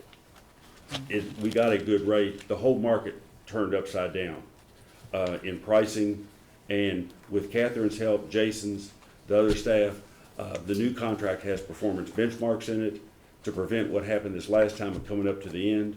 It also has much stiffer penalties, some other clauses. We thought the other contract was strong. It was, but we were facing years of litigation. In order to start over with a brand new provider, it'd take us 3 years, counting permitting, site selection, and so forth. Ashwood can come online in about 18 months because they're that far along. And like I said, we could have gone and done protracted legal, but based on our estimations, whatever we got back in penalties wouldn't have covered our legal costs, us and the 9 other cities. We've got in here the electric cost components just so you can see. Basically, we talk a lot about what the cost of the energy source is, whether it's solar, coal, natural gas, but that's only one part of it. There's moving it actually to the site, which is why transmission is so important. If you've got KU and LG&E control 88 counties, transmission. It's hard to avoid unless we build in this county. It's hard to avoid going across their lines, which means paying them. They do not move it free. And there is litigation currently in federal court regarding the whole thing of the charge of transmission. There's also the other cost, which is the things you see every day, the linemen, the poles, calling at 3 in the morning when your power's out. Those costs really are no respecter of where the power comes from. It's what you need to actually manage it. Electric vehicle charging, we know there's interest there. John Snyder's our expert on EV charging. And we've already got a couple of projects. We're working with you on another one. There's federal money out there from everything we see, and John can talk about it. It doesn't look much favorable that Frankfort will get any of that, based on what the federal criteria is and state criteria in terms of mileage per various locations and the cost of the site, which could exceed $1 million per site. But we'd be glad to talk more to you about that. Next is NREL Phase 2. We've reviewed your all's proposed Phase 2. Our concern about whether we join with you in that project is we need a deeper dive into it. There's legal issues, there's transmission service questions, there's siting, there's a construction cost, everything else that goes in. What we'd like to be able to do is at the end of NREL, at the end of any additional work we get done from other engineering or whatever, is we'd like to be able to be in a position to put an RFP on the street, which is a very specific criteria, and also be able to analyze that RFP, do the legal issues. We proposed, I think back in December, Mayor, to put together an ad hoc informal group. I don't think it would take but a couple meetings to flesh out, these are the specs we need to go forward, what it is you all want to get out of the study, what you all need, because if we, and KYMEA has no problem, if we can build a site here, and there's all kinds of numbers, 40 megs, 50 megs, whatever it might be, whatever is cost effective. With KYMEA having projects roll off between now and 2029. For example, we buy 100 megs from Big Rivers, it's coal. Coal pricing right now is 4 or 5 times what it was. They're not digging more coal, it's just the cost per ton's more, because you can see it in the coal severance receipts. If we knew we were coming online with a project here, we can coordinate with KYMEA and say, when you renegotiate that contract, we don't need that part of that 100 megs with whoever you go with, or whatever source it is. We know that KU and some others are talking about building some large natural gas facilities in terms of, because no matter what we do on solar, we're gonna have to have supplemental power. Steve Mason told me the other day that he has the little yard lights, the solar ones, and over Christmas weekend, he had no solar lights. When it's dark, when the sun's not out, you gotta have another power source. So we recognize that we're gonna have a need, which is one of the reasons for KYMEA. It still gives us the buying power of 10 other cities. We're gonna need some supplemental power for the foreseeable future because storage is just not there right now. But if we can develop a cost-effective proposal in Franklin County, KYMEA is more than willing to let us have a project. They'll let us have a project regardless, but they're not gonna, if the cost is higher than what they can get it somewhere else, they're not gonna participate in it. That's their bottom line. They're looking at their ratepayers. Now, some of them, Masonville, Barberville, they're in coal country. But they understand, RWE, who is our vendor for Ashwood, has said in their security exchange filings, they're gonna be coal-free by 2030. Other things, some other consulting groups have said by 2050, which sounds a long time, but given the world is not, they're projecting there'll be no coal burned in any utility plants in the US. So coal has moved away, natural gas is moving to fill that void until the storage and that. But there's a lot to look at on the NREL Phase 2 that we need to be able to cycle through other things KYMEA is doing, what the city's interests are, what impact on our ratepayers. 45% of our load is industrials. The last thing we want to do is cause them to start looking. And for heavy users of water and electric, utilities are a big deal. So we need to have that. You see the initiatives we've already got going. We've already installed EV charging, the net metering, renewable energy credits, the community solar, the Ashwood facility. We've got 17 megs of SEPA hydropower that the city could also make use of right now if you all wanted to do something to dedicate that SEPA power. We've got 17 megs that's ours coming out of Cumberland. So basically, like I said, we've moved our portfolio from 1% to 19%. We were primarily coal, we're moving away from that, and we're more than willing to work with you all on some projects and initiatives. And on the biggest one, the one that's in front of us right now is the NREL. What we'd like to do is just look at that scope of work that's proposed. To the extent we are going to need some more detailed things, whether we can include it there and work with them, whether we need to do something separate. And no matter what we do on moving forward, we have no problem in working with NREL and working with KYMEA to develop that RFP to make sure everything's checked and put something on and get some hard numbers so that we know what the impact is on this community, and so do you, and make sure it's done in a manner that everybody can have confidence in the numbers. So with that, I've got all the smart people behind me, and I'm done. So, yes, sir. Thank you for all that. Yes, sir. Very, very informative. Can I ask, what is the electric load of the city of Frankfort and city government as a whole? I had a feeling Benton was going to be now we'll go to the smart people. Mountain plan. The electric load of the city, if you take a year, I think it was in the NREL Phase 1 report, it's about 12,000 megawatt hours per year is the energy usage. The peak load is a couple of megawatts, I think, maybe 2 or so. So, What city operations is, I thought I remembered, 8 megawatts. the question I was answering is for the entire, all of the city Right. meters, And- not just this building. but for the city government, because I think that was the desire, do we know what the load is for city government activities? I think when I was, I don't know that we're talking about the same thing. I was talking about everything you get a bill for, whether it be your safety building, this building, Right. the sewer department, all those kind of things. Okay. That's what I was answering your You're question. not answering the question, the entire city, right? You're not No, adding correct. residents. City Your We're talking about operations, city okay, government. I understand what you're asking. So we're talking Yes. 12 megs to run about 2.5 megs peak energy usage at any one time to run all of your city operations. The total energy, as you total it up, as you use it, is about 12,000 megawatt hours. And one of your biggest users is your sewer department. Sure, Yeah. and I guess the reason that you have to then figure out the total numbers is because you're not getting even at peak capacity, you're only getting a small percentage of the total that is actually being transmitted and actually and kept, not only because of battery life, but also because of the fact that the result is about 20% of the total amount that's actually produced, correct? You're talking about solar, for Yes, instance? solar. Yes, correct. That's why I think NREL sized your solar system for about 8.2 megawatts to cover. And again, I said your peak usage is about 2.5 or so.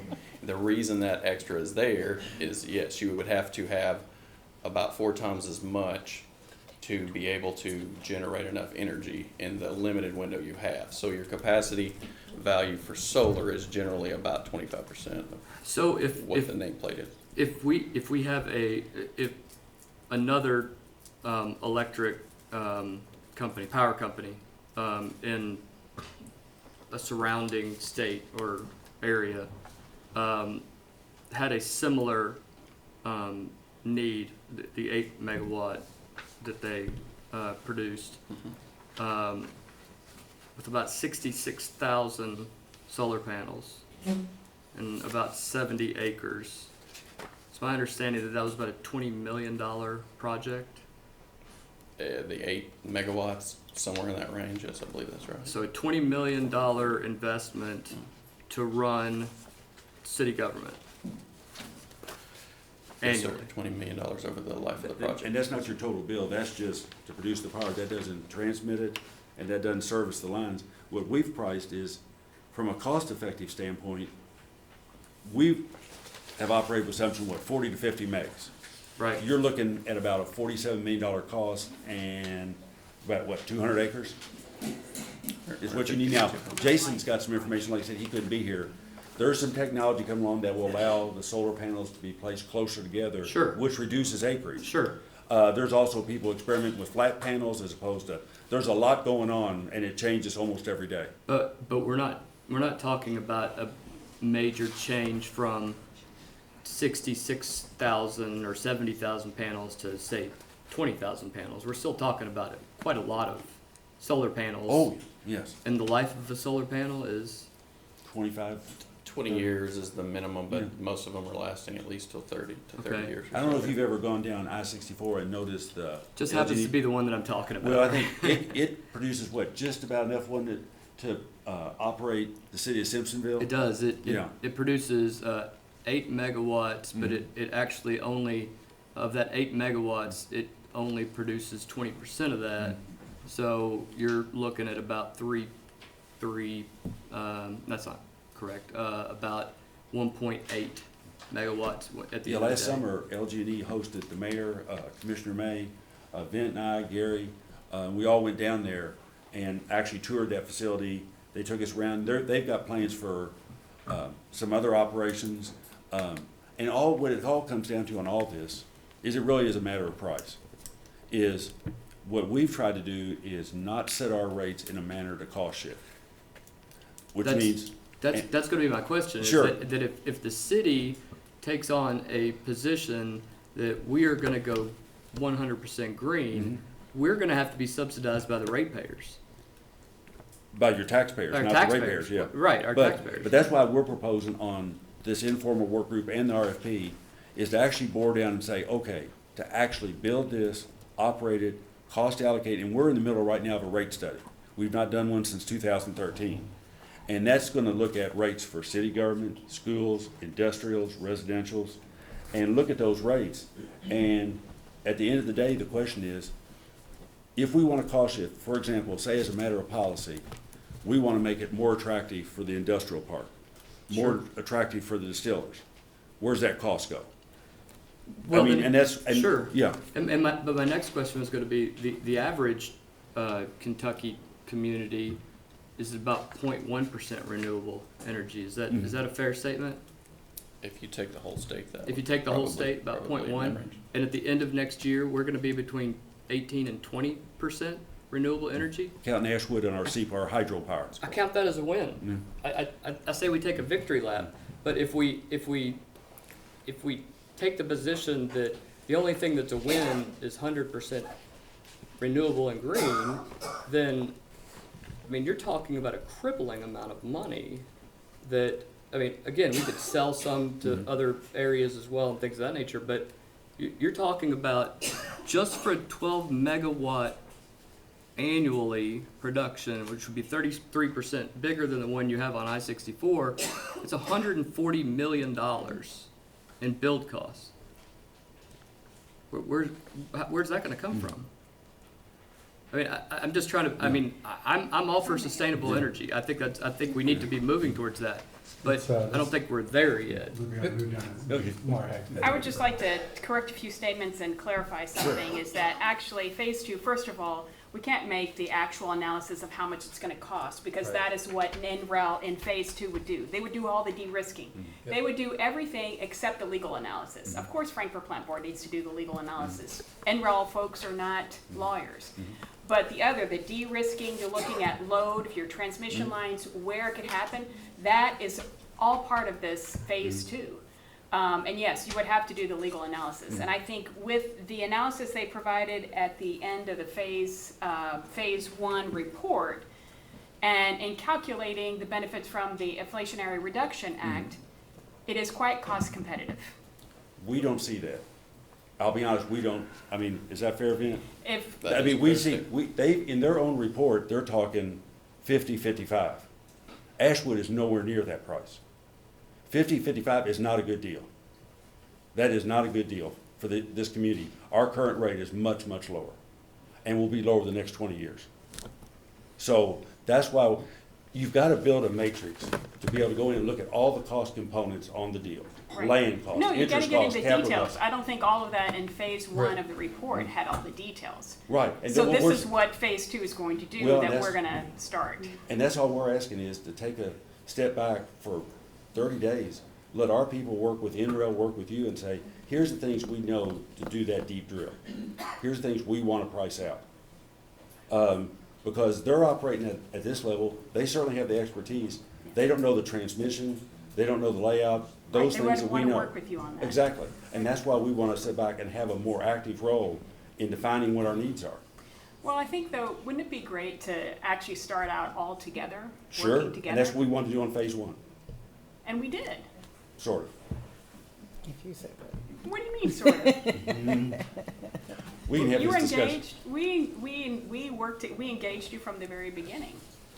And that's what it would be for Phase 2. Well, that's, Commissioner May. yeah. Thank you. So back to, yeah, a couple of points. You know, number one, we are not 19% renewable. We're not. This project hasn't happened. It was Right. supposed to happen in 2023. It didn't. Sure. So if that project happens, then we can sit here and say that we're 19%. If it happens. So far, it hasn't. So, you know, I just want to make clear to everybody that we're not. Right. And I appreciate working towards that. That's great. We took the initiative to set that direction and say, that's where we're going. That's where we want to go. And while I appreciate Frankfort Plant Board, you know, joining us in that conversation, if Frankfort Plant Board was focused on that and wanting to do that, I think that we would be further along, you all would be further along than we are now in these conversations. And right now in this chamber, I hear hypothetical numbers being thrown out. And you agree, and I agree, I think we all agree on a decision like this. We don't want, I mean, sure, do I agree that you could show me a solar project at the numbers that you all discussed? Sure, but that's not Frankfort.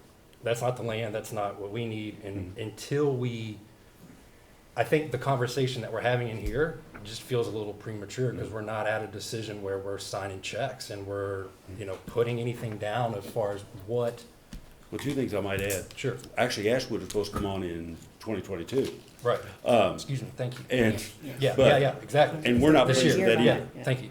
But it's not hypothetical because we know what Ashwood's price is going to be. Now, it's not on yet, but we know what that market is. We know what we got that deal for.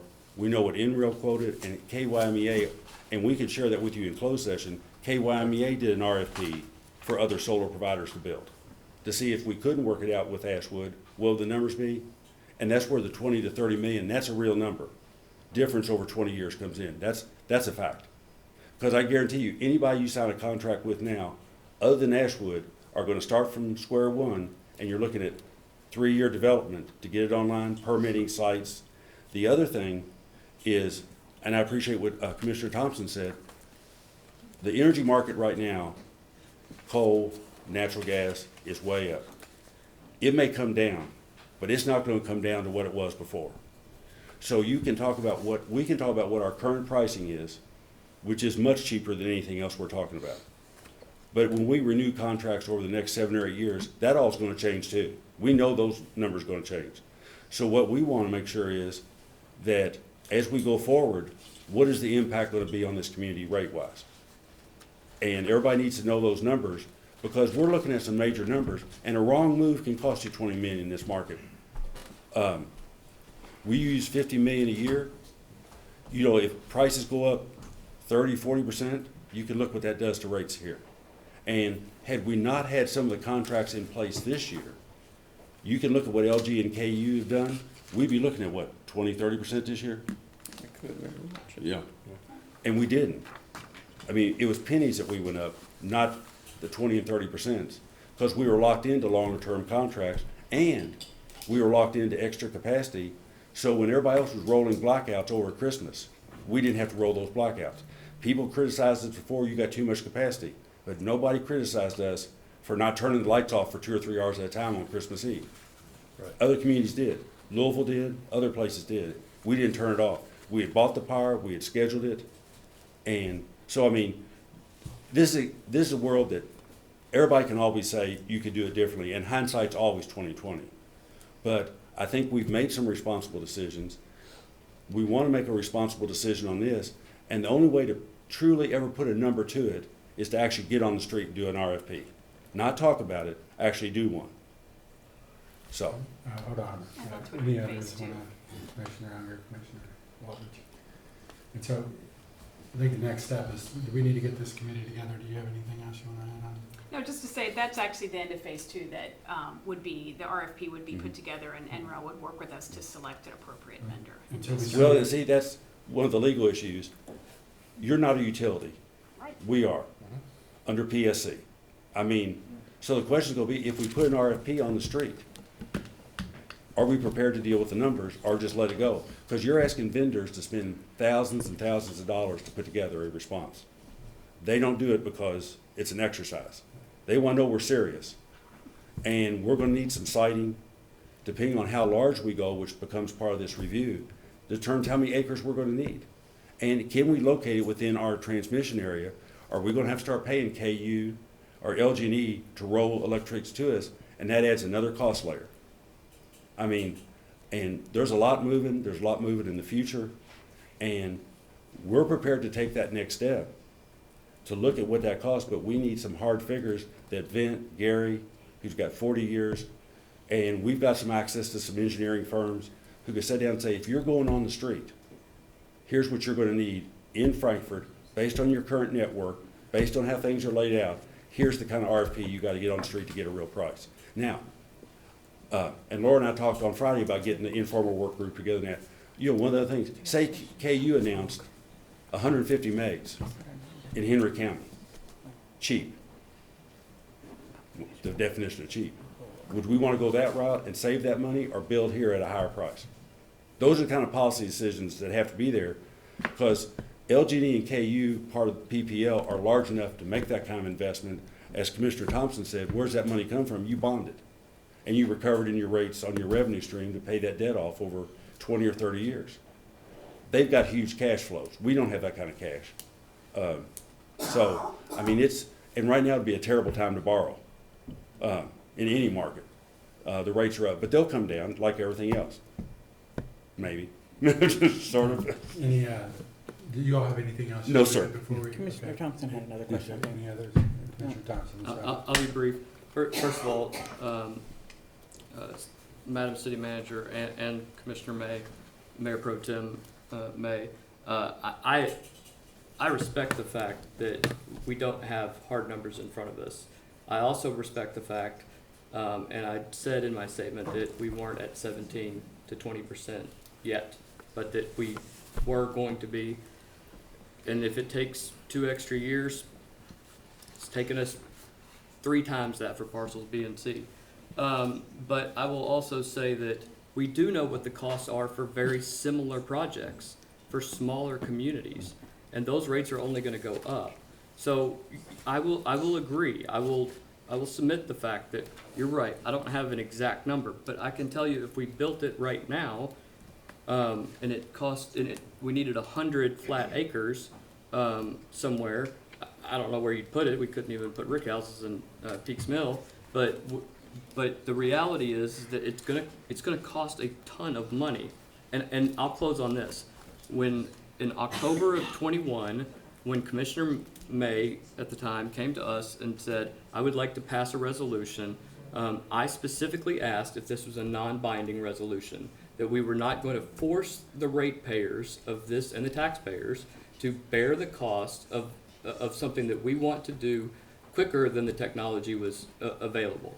And I was assured on that vote that that's exactly what it was, and I voted for it. And I still want us to have green energy, and I want us to have renewable energies. I want it to be cheap. I want our folks to have cheap energy. My fear is that if we rush to the we want to be 100% in 6 years. We also don't know that the technology will be here in 6 years, and so there's a lot of unknowns from both sides of this discussion. And I think I agree with Mr. Cubine and Mr. Foster that maybe we need to step back and let the experts kind of figure out what that is and figure out what that transmission cost is and things of that nature before it negatively affects the cost of everyone's electric bill. And I'll end on that. Thank you all for all of your comments. We'll get together. Okay, and like I said, we're more than willing to sit down with what our concerns, thoughts are in that phase 2 with the specs we'd like to see. And it may be that that's not NREL's role. And then we need to go and pay for legal and pay for additional engineering and so forth for this, which is fine if that's what we need to do. Right now, we're about $30 lower per month on electric than our neighboring communities. And obviously, we think that helps Frankfort grow, our industries grow. But like I said, in this rate study, there's going to be some tough things. I mean, we're going to have to talk about schools and government and nonprofits and residential. It's a lot of people out there, and different utilities do it different way. There's nothing that really governs how you do it. So we can raise it on the industrials, and then they leave. Then we don't have the jobs. We can raise it on the residentials, and then the elderly lady But who we're lives not in there Crestwood. yet. We're not Yeah, we're raising not. rates right Well, now. We're not scared away. Laura, we're in the middle of a rate study right now. We're going to be dealing with rates before this end of this fiscal year. Right, We but are. the way, I know, but the Yeah. way you're talking about it, it's like we've already agreed and we're building this and we're raising the rates because of solar. So I just want to But when clarify that no, we're not there no, yet it has with nothing to do our with raising solar. because of solar. Yeah, What it okay, has well, to do that's, is it seemed, it was no. all together. What it has to so. do is how you allocate and where you put that. And right now, there's decisions made. We don't look the same allocation that KU looks like. That can change. They treat government, schools in that one way. We don't want to raise rates on schools, but the costs are going up. Those costs have to go somewhere. And if someone says our biggest priority is to take care of churches, just say, okay, where do we put the cost? I mean, those are just policy points, and we're in the middle of that rate study that's going on right now. So there's some big issues laying out there. And that has nothing to do with the source of power. Once you decide your allocation, whatever the cost is, just flows out into those areas, no matter what your power source is. It's a good discussion. Okay, thank you, sir. Thank you. I just want to say Sure. thank you, and I just want to say thank you for making yourself readily available Well, sure. to our I'm glad you board. did. I've met with you on several occasions and understanding that this is not my forte, so I do try to understand it the best that I can, and making the best decisions as to why I've always asked for Frankfort Plant Board to be at the at these tables with Enroll and everyone from day one. So we don't have confusion and we do have understanding. So I appreciate you and your CEO, Gary Zink, for Yes. meeting with me personally, and I'm sure with others that he's had meetings Yeah. with just to help us. So I appreciate that, and I just say that anyone that has any other questions, always set up meetings to get some more understanding so we are communicating correctly when we're discussing this and communicating correctly for our community. And I know the confidence in the numbers is important. Yes. And I think that's one of the things that come out of phase two, come out of an RFP is a set of numbers competitively bid and say, this is the market today. And that's unfortunate. The market today may not be the market next June, but we don't know what that's gonna be. I mean, and I don't think anybody does. Nobody would predict it, coal at $160, $180 a ton. I mean, that's the realities. And as coal contracts roll off, that's the new price. So, Thank you so much. thank you. You should add yourself to the smart people. You should No, say no. no, I hang out with them. Thank you all. Yes. Thanks. And we have our transit superintendent, Jennifer Hall, is here to present on a very exciting opportunity for the city transit department. She will speak about non-emergency medical transport that could help us realize additional revenue for our federal funds match, while at the same time providing an important community transportation service for Medicaid recipients to doctor's appointments, various activities.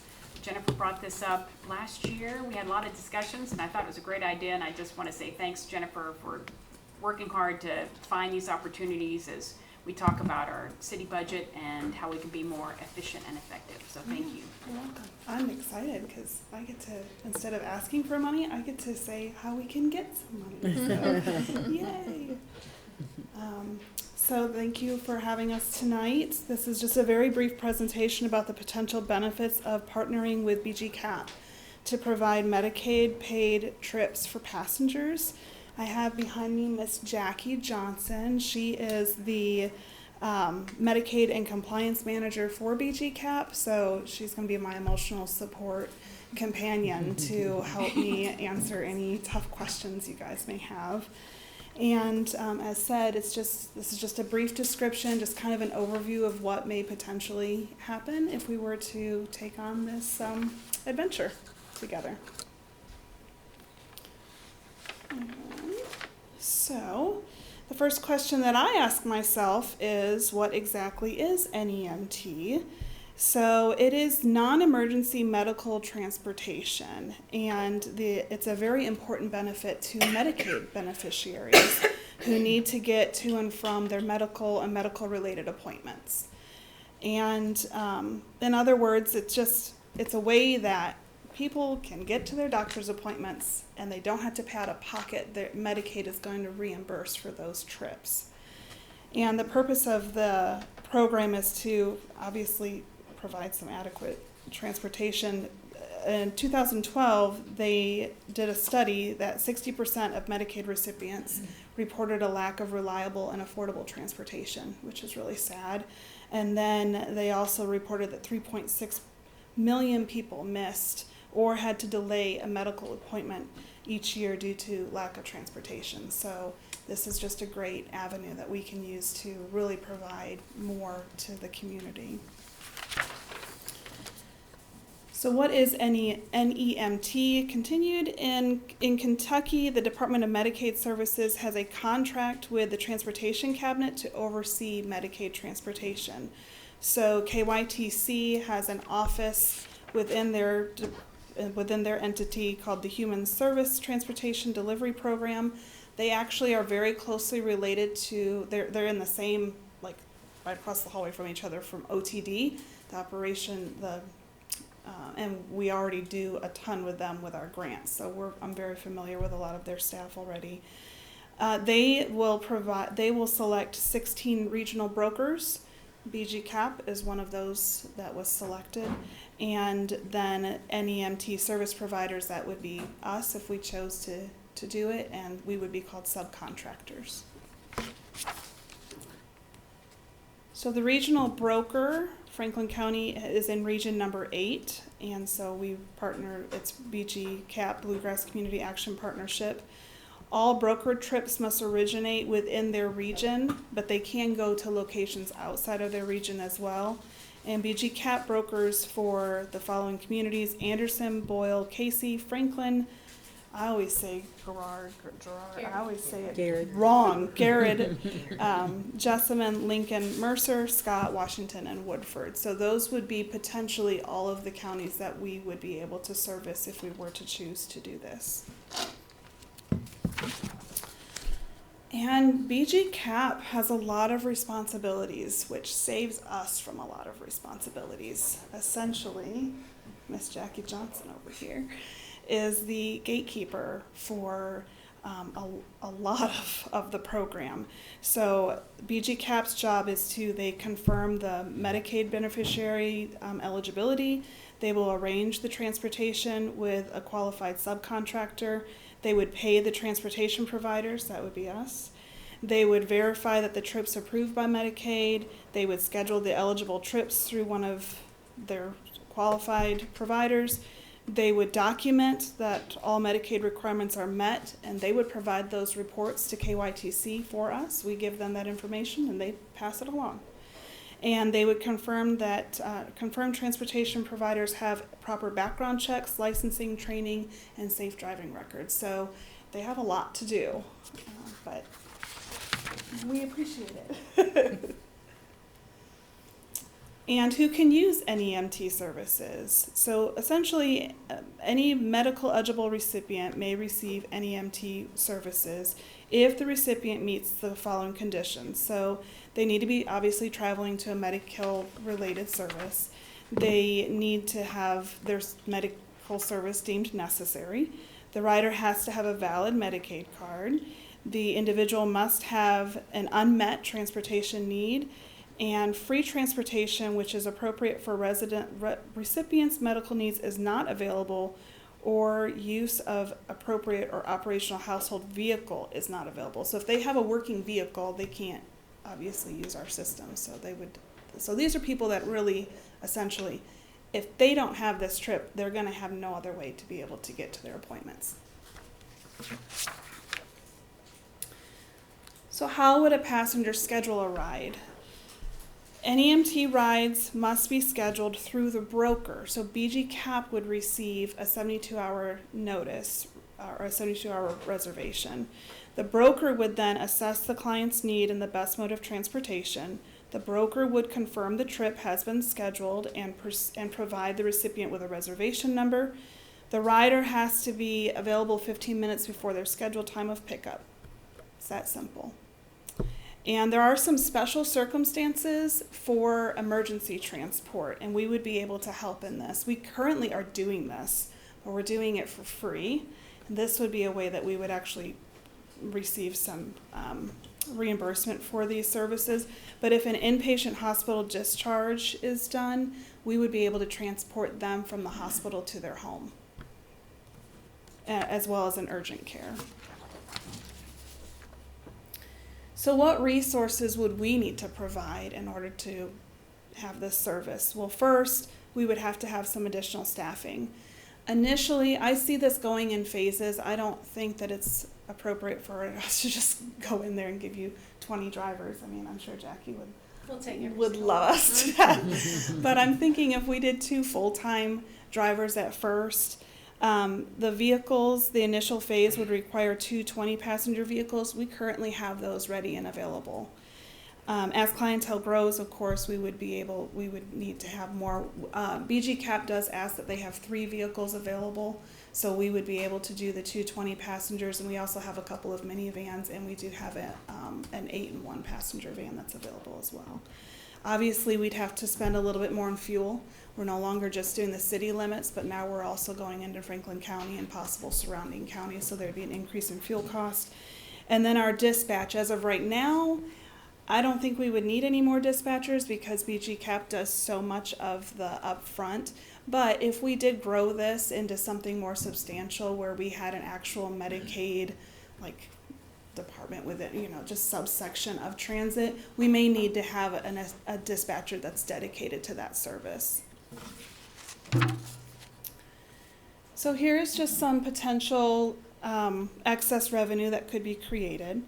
So in this is just a happy Tom day. Cruise. Yes, Tom Cruise. So in this example, there's 14 passengers, and this actually is very closely. We have a potential trip right now waiting for us that we could do something very similar to this. So this isn't totally out there. This could happen as soon as we get up and running. So that's 14 passengers. Our buses carry 20, but I wanted to be a little bit on the conservative side. And transit is paid mileage for the total amount of time that each passenger is physically riding the bus. So in this example, Elle Woods is physically riding the bus for 15 miles each way, and Clark Kent is physically riding the bus for 3 miles each way. In addition, anytime we pick up a wheelchair, it's a $27 flat rate on top of their mileage. So in this example, we have 2 wheelchairs, and our capacity for our bus is 2. So the total revenue for round trip for this example is $532.20 per day. And this trip takes place Monday through Friday with the exception of holidays. For contrast, just to kind of if we were to provide the same amount of trip, 14 people doing our demand response service, our revenue would be $56 because it's a $2 trip. So now we know a little bit about what we could get. Let's go over some costs that we would have. So obviously miles traveled, that works out to about $39,000 for the year. I did 260 working days because I took out holidays because we wouldn't provide the service on all the holidays. And then the annual personnel costs, I did $23.50. That's our minimum wage. Go to the next Oh, slide. I'm so sorry. There you go. I'm so sorry. That's okay. So that's our minimum wage plus 35% for benefits, and then multiplied by a full-time position. So that was $48,880. So our annual cost would be $87,880. But our annual proceeds would be $139,152, which means that our annual excess revenue would be $51,272. That is for just this one example. So there are several cities and entities that do this and make quite a bit to help with their expenses. In addition to that, that's including a full-time driver, which wouldn't be used full-time for this. So we could use that driver either for our demand response, or if BG-CAP had additional routes within that time frame, we could use them for that too, for smaller routes. So how can we use NEMT funds? NEMT payments are strictly to be used for transit expenses. The following expenses are eligible: match funds for operating expenses, match funds for capital expenses, and transit service expansion expenses. So right now we are 50% reimbursed for all of our operating expenses. We would be able to use these funds to pay for the 50% that the city is currently paying for. We're also currently asking for example, epoxy coating on rebar. We could use these funds to help us with those expenses because it's a capital expense. NEMT payments are considered program income and is not included in the general income when grant funds are requested for operating expenses. So fare revenue is counted against our grant. If we were to receive $20,000 in fares, we have to take $20,000 off of what we receive for our grant. That is not the case when it comes to NEMT funds. You don't count them against your grant monies. So essentially, NEMT funds will save the city from using general funds for transit expenses. So what are the steps for becoming a subcontractor? Fortunately, because we are already FTA and with OTD, we have a ton of steps already taken care of. Some of the things we don't have, though, we would have to apply for operating authority with the motor carriers and pay a $250 fee. All the vehicles for Region 8 need to be approved with motor carriers along with the appropriate fees. And that's subject to, isn't that through still through the federal highways? And we'd have to, we'll look into it. But it would be per vehicle, and we've got, I mean, obviously we'd start off with 3, and then we would go more as we want to expand. Apply for Medicaid numbers through the Kentucky Division of Program Integrity, Provider Licensing and Certification Branch. Provide valid Medicaid numbers to BG CAP. Provide a copy of vehicle inspection from Region 8 inspector. Copy of operating authorities for each vehicle. Copy of all fee receipt cards. Complete, add, or delete form for each vehicle. Copy of all of and original state sanction confidentiality statement. Signed and completed Executive Region 8 contract of requirements and expectations, which Ms. Ross has already seen a copy of that, just to kind of, I was like, okay, if you say no go, then tell me now. So she says she likes it. It's okay. So essentially it's just a lot of paperwork at first. And all of these we already have marked off, so I won't read through them. We've already done them. And same with these.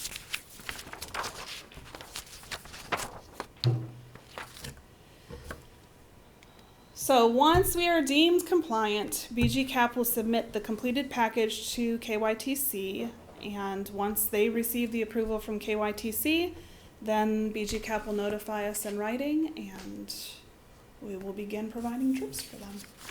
Thank you, Jennifer. You're welcome.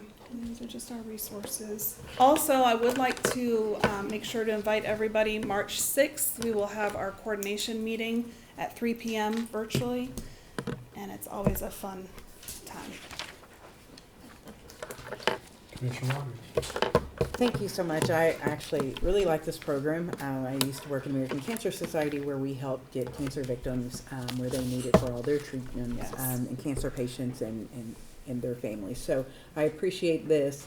My one question, I guess, since it's non-emergency to events, because I like to try to save more money, right? Our fire department is overwhelmed with EMT transfers, and a lot of those, I would assume, since they do go all the way to UK, U of L, and different places like that, do seem non-emergency. They don't leave the hospital with their lights on. You know, I'm not sure what's going on in the truck. You know, you would hope that maybe they're not life-threatening. Would this be able, in some of these services, would we be able to use this service to take that off of some of our fire department, so we can keep our fire department closer when we need them here to help with that expense on the non-emergencies? Yeah, that's a great question.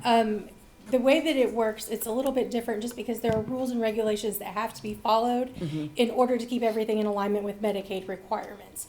It's not just as simple as, hey, I need to go to the hospital really bad because my ear hurts or anything like that. First of all, they have to be a Medicaid client. That has to be verified. And then if it's going to be something other than a true emergency like an ambulance, the way that the state defines that is something that is not urgent but could become urgent in 72 hours if they had a raging infection in their arm or something like that.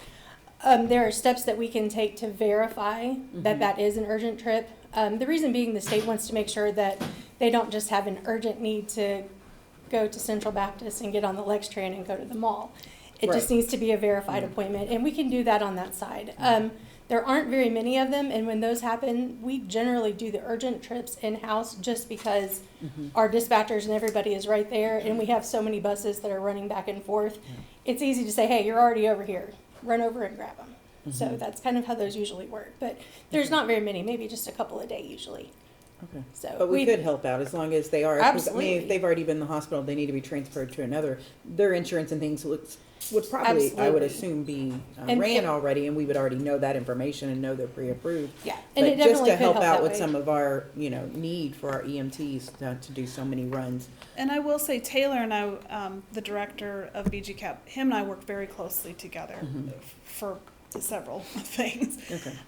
And so it would only be a phone call probably to Jackie and to say, hey, are they within your system? And if they are already within the system, then it's definitely something that we would be able to help with that. That It's would be just, awesome. we would That just would have be to, we We don't would want do the to, legwork we on don't our want to side. step on their toes and say that we transported somebody we expect payment for, and then they say, well, they're not even in our system anyway. We So can't do that. that's the only thing, we would have to make sure that they're in their system first.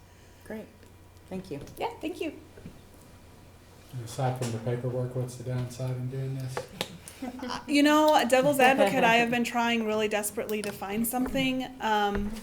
Driver shortage right now. I mean, so it's, you know, finding CDL drivers to drive the buses. But I will say in the past, there have been times where passengers that are not so great to transport have been given. But I know that my relationship with BG Cap, I mean, we're gonna share the burden of everybody, so, and I trust that, so.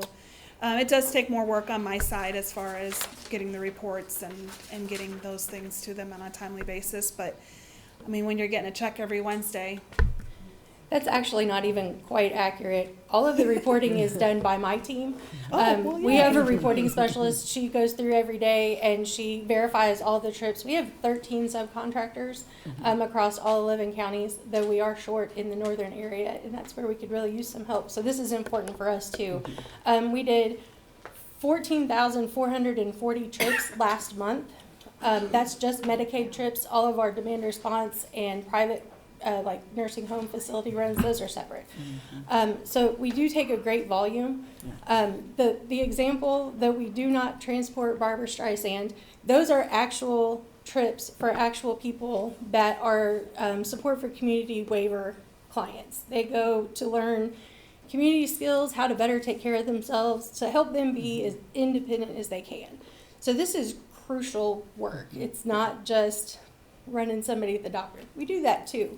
But these people rely on this. And more importantly, the people here in Frankfort that care for these people, they have jobs that they need to get to be in order to provide for them.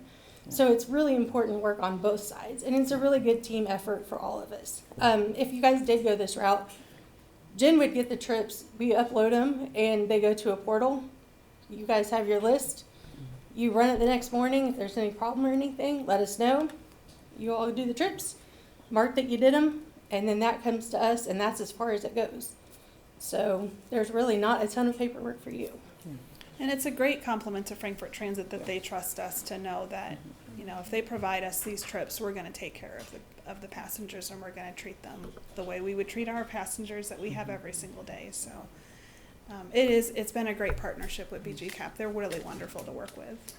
And my other question would be, you had mentioned that if you have a vehicle that you would not be able to use the services, but if that person was to call to say they needed a ride, maybe because they can't drive at the time, or maybe they're in between needing a car and they can't get someone to drive their car to drive them, they would then try to be approved if they could call to get approved to do that. Yeah, we actually go a step further with that, and we take the time, we have staff, and all we do is help Medicaid clients get to doctor's appointments.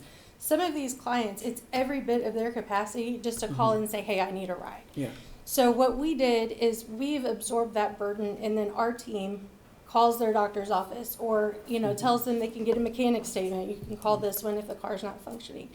Our denials have actually gone down significantly in the last year and a half because of that effort. So, you know, the whole deal with that is to protect the state's resources. Well, part of that is, why are we sending things to the state that's going to cost them resources to seek out when we can just help them to begin with? So, Is there, I know the certificate of need process went away a few years ago, but I do know that there's still the ability for other subcontractors or providers of services to protest if they feel they're economically impacted by, say, the city of Frankfort is getting all the runs, if you will, and they're also another provider in the area. Is that something that we could run into, or is that? I've been there for 2 years, and this has been the job that I've done the entire time, and that's not something that we've run into. Jennifer just said that she believes that's with charter trips, and we don't accept charter trips. And we don't do charter trips. So, because we can't compete, we can't openly compete with charters, so. Well, I just want to say thank you for giving the, being able to have this in our community, because a lot of our community will need this service. And it does, like you said, it allows them the independency still, and for them to feel that they are still able to do things on their own and not wear down family members or other people. And that's really important. And I learned that in American Cancer Society, that some people just want that independency to say that they can still do things themselves. So thank you. And our community would love this. Is this something we need to vote on March meeting? We need to Yes. adopt Yeah, ASAP? we've already Forward to bring it overviewed Sorry, the did I say kind of March? stuff. Yeah. It'll be January. the January, yeah. Right, we're in We've January. already done an overview of the contract, and, If it's the will of the board. if we you can guys bring wanna it start forward. it, then all I gotta do is call Jackie and say, help me get this up and running. So, if I may, Mayor. Yes. Jennifer, so the next step is to actually bring the contract before the board and then the application. Okay. I'm Yeah, asking. yes, yeah, actually. we would have Is to that be in right? Okay. contract, and Okay. then, And once then- they get that, then that's part of the Then we'll- packet that they'll give to us, and we'll go ahead and get all those steps. You definitely have to get like the operating authority and all those things together, and once you do, get the contract and get rolling. Okay. So, Thank you. Thank all. you. yeah, thank you for work. having us. Thank you. Yeah, thanks for waiting. Good work. Great. Next up, Chief Bowman, our own Chief Bowman, is going to come forward and give us an update about what's happening in the police department. A few highlights from 2022, and similar to when we had Chief Briscoe last year. Also talk about future needs. And just as a heads up, we'll do that with Kenny Hogston and the sewer department next month. Kind of a little future forward thinking and anticipating needs. Excellent. Chief. Good evening, folks. City Manager Haig told me I had about 2 hours I needed to fill tonight. Is that right? Because nobody wants to watch the Sure. championship game. My thought was, you all have already got copies of this. I can just say, there it is. Y'all have questions. We can meet in the middle if you want. So we'll try that. Ultimately, I'm not going to touch on all these, but we've had some really good highlights for 2022. Some of the biggest is our citizens, our community policing advocate hit the 1 year mark. Shelley has been amazing. She touched on about 342 total cases that she was able to help dealing with either the mentally ill, homeless, drug addiction that we've dealt with, and just victims of crime that gets brought in front of her. I can't tell you how much we appreciate her and having her around. She's also part of the other big point, and that is our micro grant that we received to deal with the opioid crisis. We've had several meetings getting ready to start vamping up training to move into some of the programs to aid, and hopefully if we do this right, it'll be a structure that is used across the country. So one of the other big things I want to point out, because I think we usually leave our E911 brothers and sisters, kind of treat them not as fairly as we should, but they worked their tails off this past year, receiving over 81,000 calls. Excuse me. Our officers got to take in about 38,368 of those calls. So we stayed busy throughout the year. The other thing, we are moving forward with technology and utilizing that to be more efficient with our training and improve some of the training we do by adding our Invertus virtual reality training that hopefully, this is, I guess, the informal invite to you all. I would love to get some of you all over there, experience what the officers are going to be experiencing through all this training, just as a sample. Some of the things I really wanted to hit on in this year is our recruiting, our retention. We've got to do a lot better job with that. I want to definitely touch on expanding our Angel program, the work that our community policing advocate does. My big spiel is always about community outreach. We're looking for new ways to improve, to expand the partnerships we have, working with different organizations in the community. And most importantly, you gotta love this word, budget. As we all know, we know the current status of our budget for the city coming into this year. So I've got some ideas I'm gonna kind of share with you tonight to kind of to explain about how we're going to try to offset some costs, at least from our side. But talking about recruiting and retention, some of the big points. I'm not big on reading off the screen. Sorry, I don't look at the screen because I probably won't. But I will say, we started last year at 57 staff. We finished the year with 55. It's not all gloom and doom, because the great thing is I've got 5 new recruits that will be starting on Tuesday with us. Trouble we're having is getting them to academy. We got 3 that will start in, I believe, April, and 2 that will start in May. You know, all the backlogs there. We just had a new testing cycle this morning. Got 5 candidates that we'll probably find out next week on the status of the written test, so we can move forward with our civil service board interviews for them. But, you know, some of the big things, we definitely are looking to start something new that we've never done here in Frankfort, and that's a cadet program. We have found that some of the high schoolers and even college students who are interested in law enforcement, by law, can't apply with us, can't be offered a job until they're 21. So we either lose a lot of good candidates who find jobs elsewhere, or we lose them because that is that prime time when you're in college to make a bad decision here or there that could come back on a background that holds you back. So why not offer a program that will allow us to employ up to 2 people as cadets. We'll treat them as kind of what our volunteers do for us now, but it helps us out a couple of different ways. It'll save us in overtime because we'll be able to utilize them for events such as races to block streets.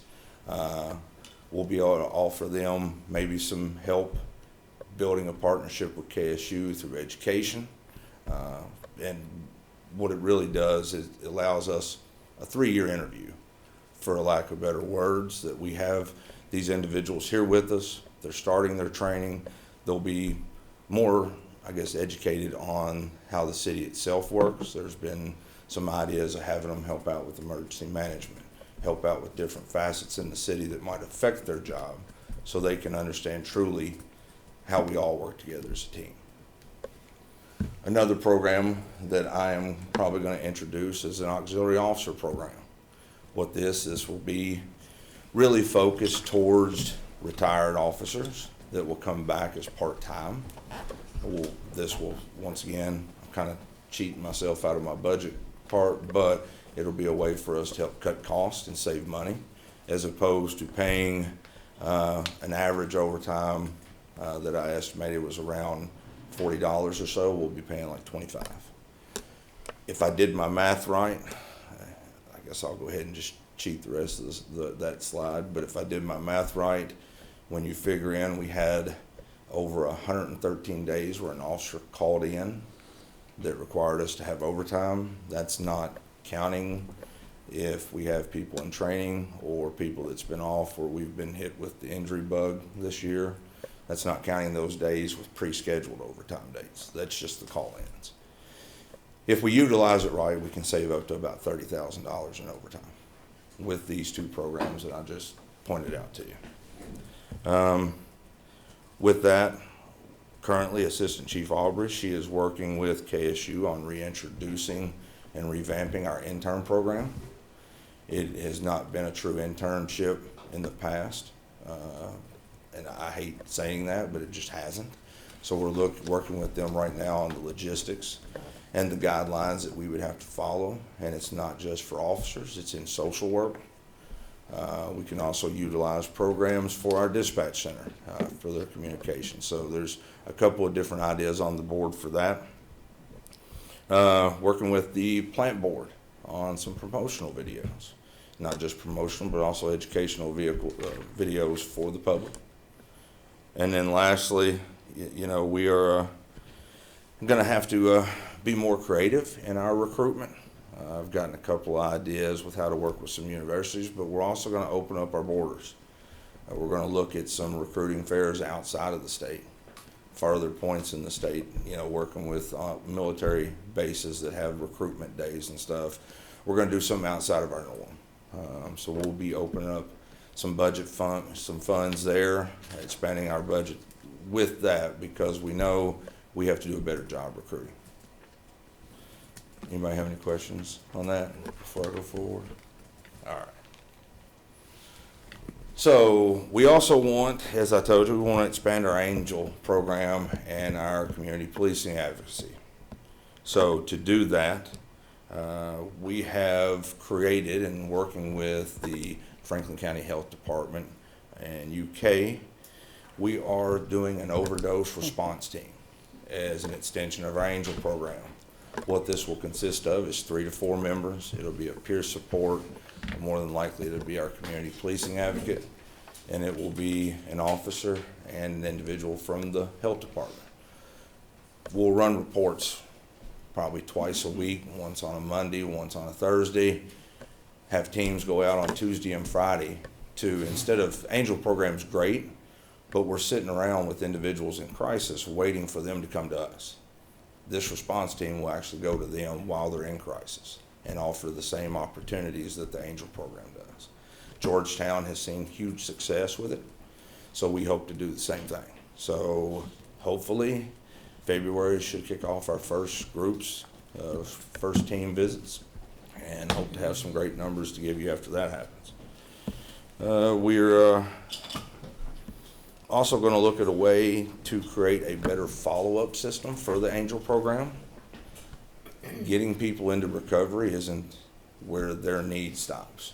So they need to know that we're still there to help them. So a simple phone call, a simple mail, a simple visit might go that next step for that one individual who might be one bad day away from relapsing. Or maybe they have relapsed and they're ashamed to come back. We can go back and have that contact to be able to offer them the services again.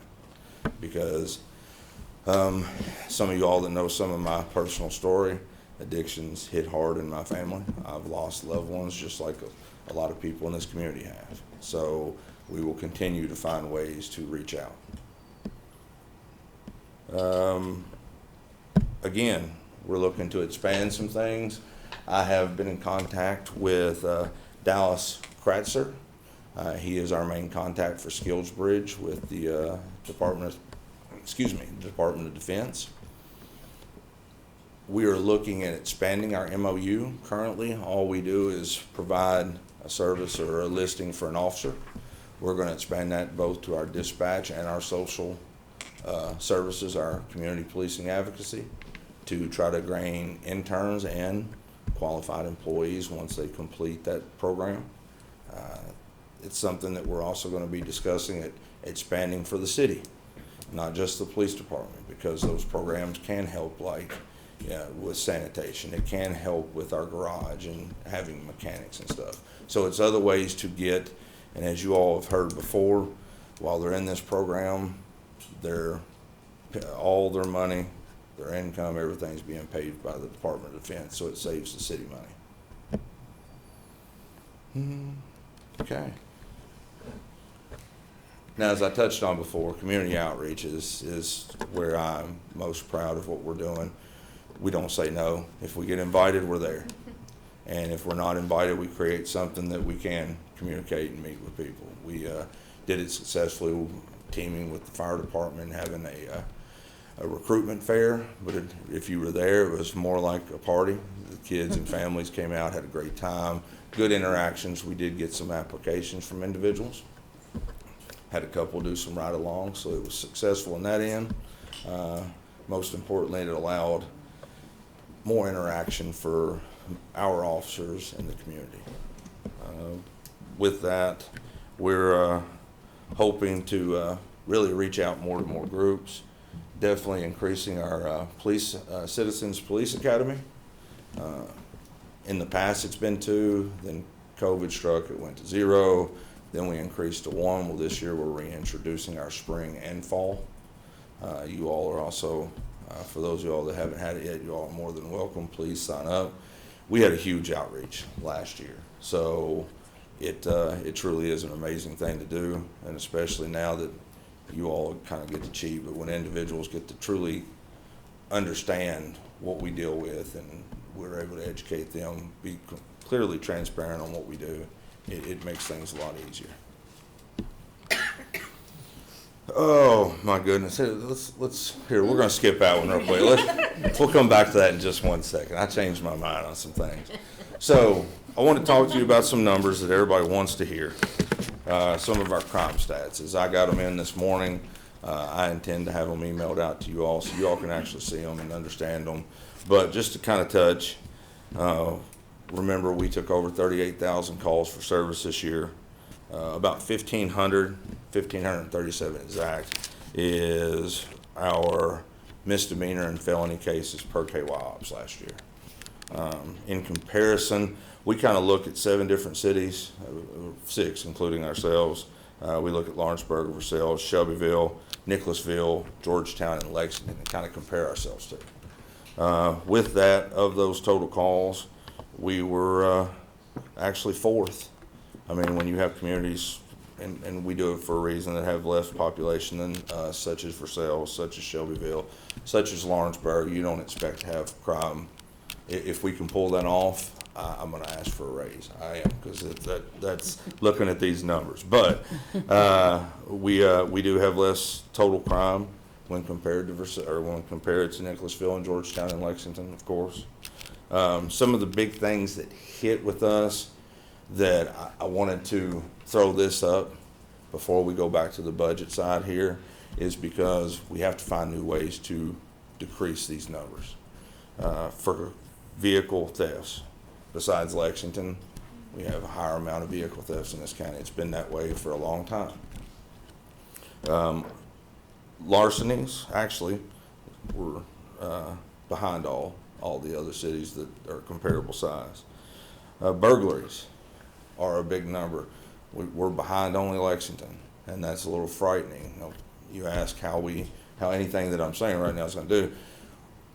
We've been working with, we're on paper right now 55 people. Realistically, we've been operating between 47 and 51 with military deployments, with injuries. Currently, as we sit, we're operating with 51.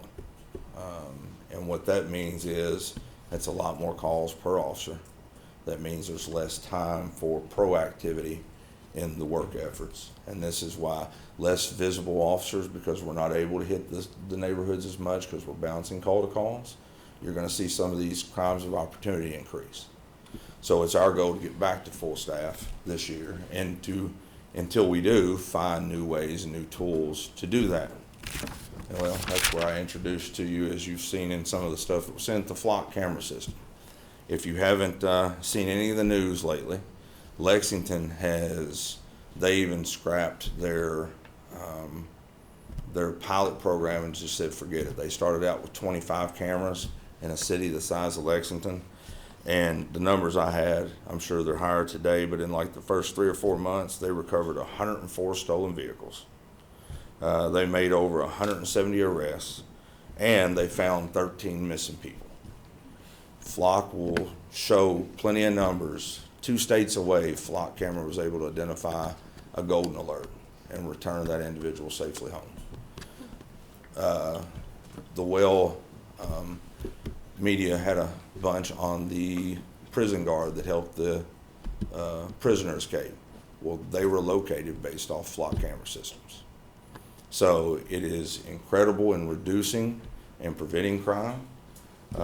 So that is one of those things that we're truly hoping to do. Now, sliding into budget a little bit, this is where it gets. They have suggested a city of our size take 20 cameras. I believe that is what Versailles took, and I think that's what they told me Georgetown took as well. And that cost for the first 2 years is $112,000. Now, what this gives us, it's not just access for us. It gives us access to cameras that anyone signs an agreement with us. Currently, we have Georgetown, UK, I think Lexington signed on with us. So all the area, basically what happens, it's a big camera system that everybody shares. So that if we have issues, we have access, we can run a plate, and if every camera that plate touches on will pull up and show us where it was at. So it's an excellent tool to have. The other thing we truly have to do in reducing crime in reducing some of these statistics is I've got to have more people for more directed patrol. Once we get numbers up, once we're able to do that, you will see us, our bicycle program is going to be revamped. We're going to send an officer to actually become certified to train as many officers as we want to ride bikes, because that is one of those things that I miss. The neighborhood cookouts, the barbecues, the getting out and riding around and just talking. Those were some of the most important things that we did when I started. And when I started, we had full staffed at 72, if that tells you where we've come and where we're at right now. So, but that is some of the big ideas, which now I've already thrown flock on you and what that cost is. So we need to deal with some budget issues. Currently, our E911 system is about 12 years old. They are Southern Communications. It's telling us it probably needs to be changed immediately. Not only for the age, but there is a lot of dead spots in this county that first responders cannot communicate with dispatch in. So to do that, we're going to have to upgrade the whole system. I've got numbers on it. I'm going to share everything with you all. I just got those today. Captain Morgan, who was in charge of all that, had a disaster at his home last week, and he was Captain Ahab for a while in his basement. So we're dealing with getting him back this week. But ultimately, cost of the system, we compared two that they presented to us, and the one we liked the most, it will allow us to simulcast, which means we'll have a bunch of communication going at once.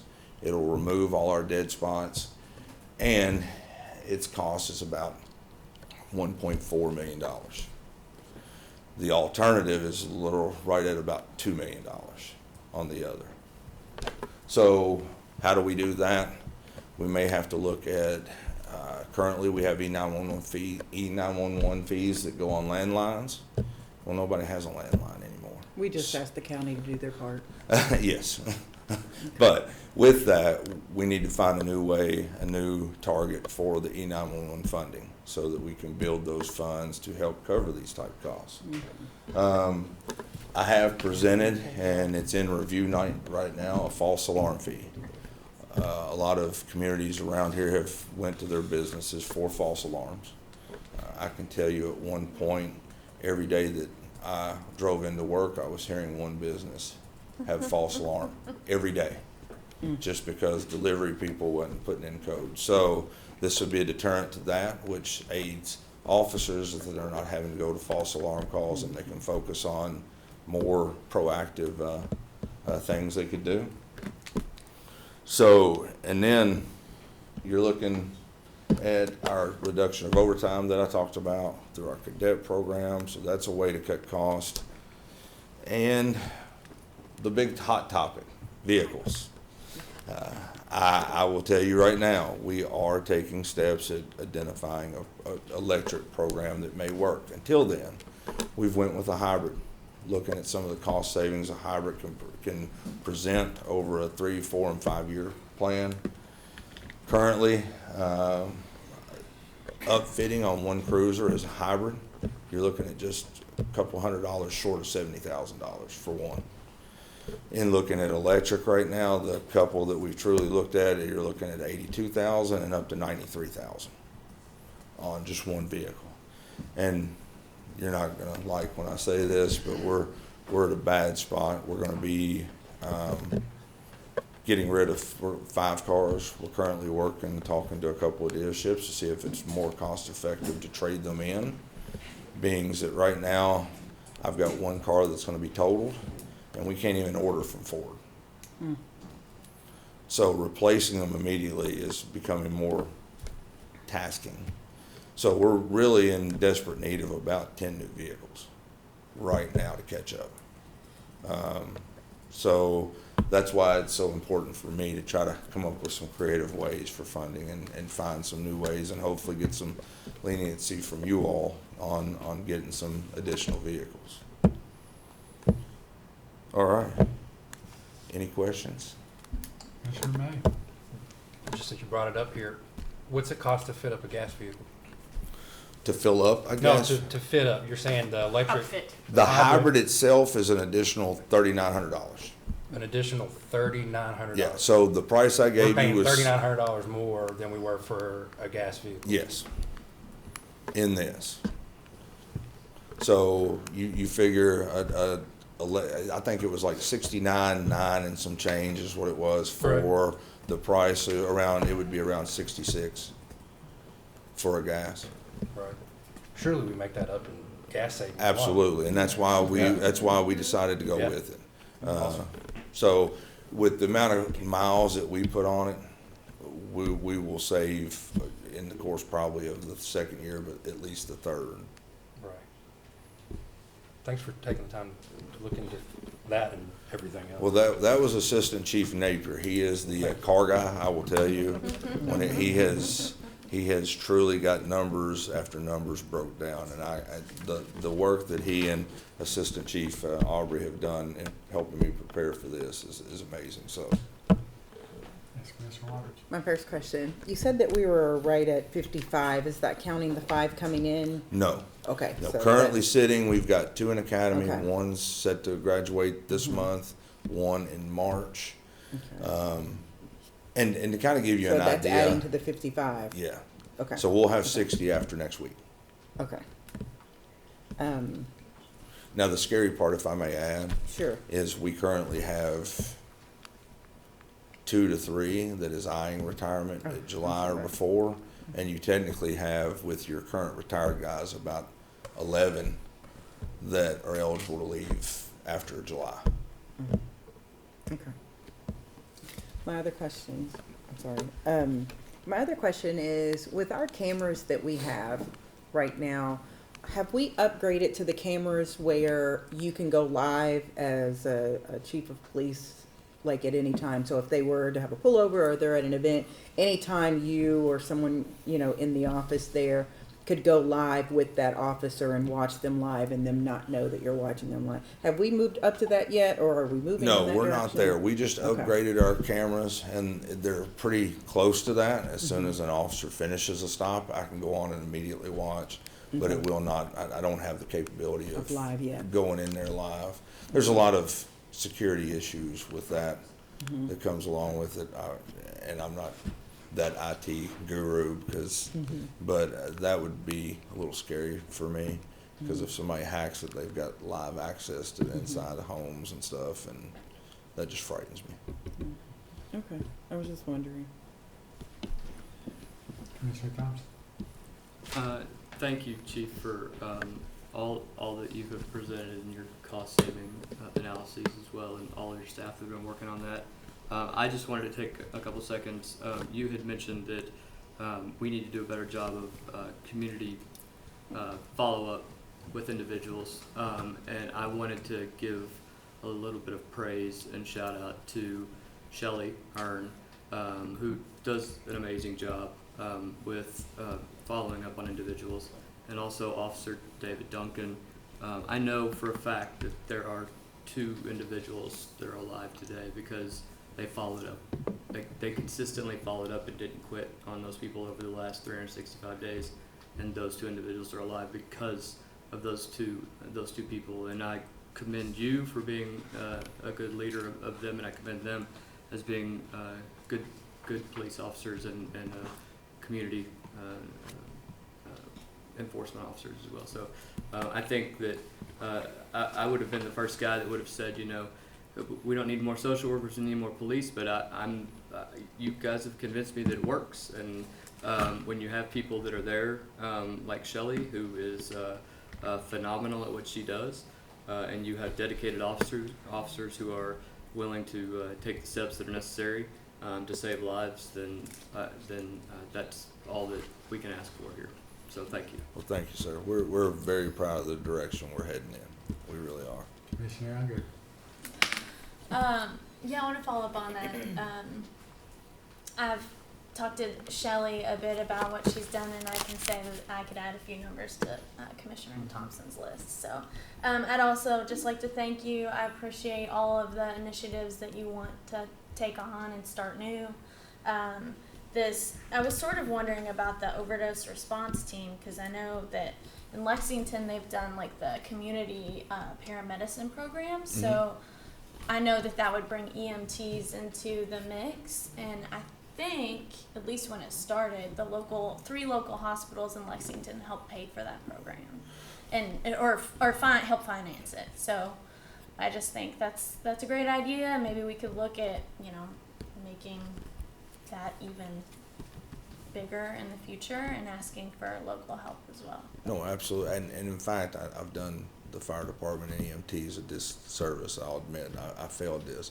Joe Sebastian has been, the EMS director, has been working with us on this. So they are involved. That's great. I'm not sure if they have bought on to going out with us at the time. We're trying to keep the group kind of small, because even the officer, for the most part, is there for security of the matter, and just to show that we're supporting the steps that they're taking.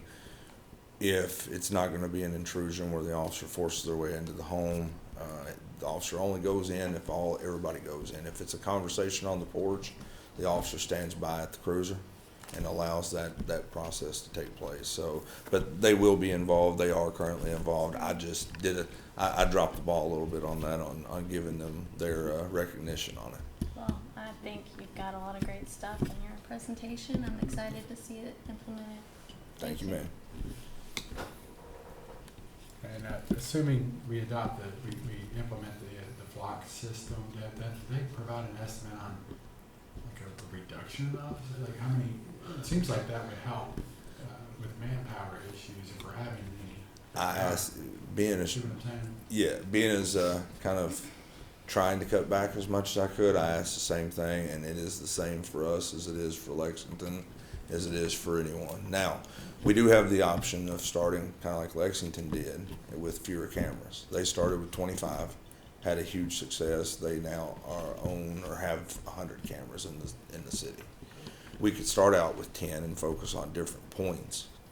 I stuck with the number 20 to present, just because of the communities around us that is for about the comparable size. That's about what they're starting with themselves. And this is another program that can be paid out and aided in pay with the E911 funds as well. Ma'am, so the 112,000, that's to pay for 2 years. It's a 2-year lease. Yes. It's a 2-year lease for the flock system. Yes. And are you going to be working and doing a presentation to the county also to let them know the pluses and the minuses of this program and what the cost would be? I can. I'd be more than glad to, because basically those cameras are only set up in the city. Okay. Those are set up, so that's right, not but even touching any points. Yes. The city's in the county. Yeah. Oh yeah. No. Yeah. Okay. Yes, ma'am. I just want everybody to remember that. The city's in the county. Okay. Thank you, Chief. Ladies and gentlemen, thank you all very much. I appreciate you. Thank you, Chief. I don't like when people do that. And last, but certainly not least, Penny Peebler, Jordan Miller coming up to do, as we know, a very brief update. We'll be brief. On the strategic plan. You all have in your packets our summary of where we are on our 4 areas of focus, our 21 strategies, and our 85 action items. I'm so pleased to tell you that in the first year, your staff here at the city has made incredible progress at integrating these principles, these core values, as a living, breathing document and a part of their work. Everyone has embraced it, and the theme of this year is really taking it to the streets. How do we engage everyone, our whole workforce, and all of our community in this? So tonight, I just want to touch on a few specific items for this quarter. Each quarter, I've come to you and reported a few things. And again, I want to thank Jordan for the beautiful and I believe easy to follow handouts that you have. And I want to thank everybody on the staff for putting their updates into our big master gargantuan spreadsheet.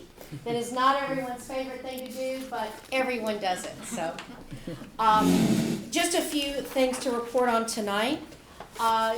The regional media Outreach, building relationships, that right now lives in the Special Projects Office in the City Manager's Department. So Blair and Rebecca and myself, we have all really doubled down in building those relationships, and we're going to continue to do that. We've tried to systematize it. Secondly, Blair specifically is working hard on our press events. In January, they're meeting to discuss International Jazz Heritage Day, which is part of our equity, diversity, and inclusion efforts, as well as the Derby celebration, both downtown and other places. And so they continue, the Special Projects team continues to meet monthly with our external agency partners on those events and programs and press events. On the business and enabling environment front, there is a working group which has been formed among the staff. That group has met 3 times.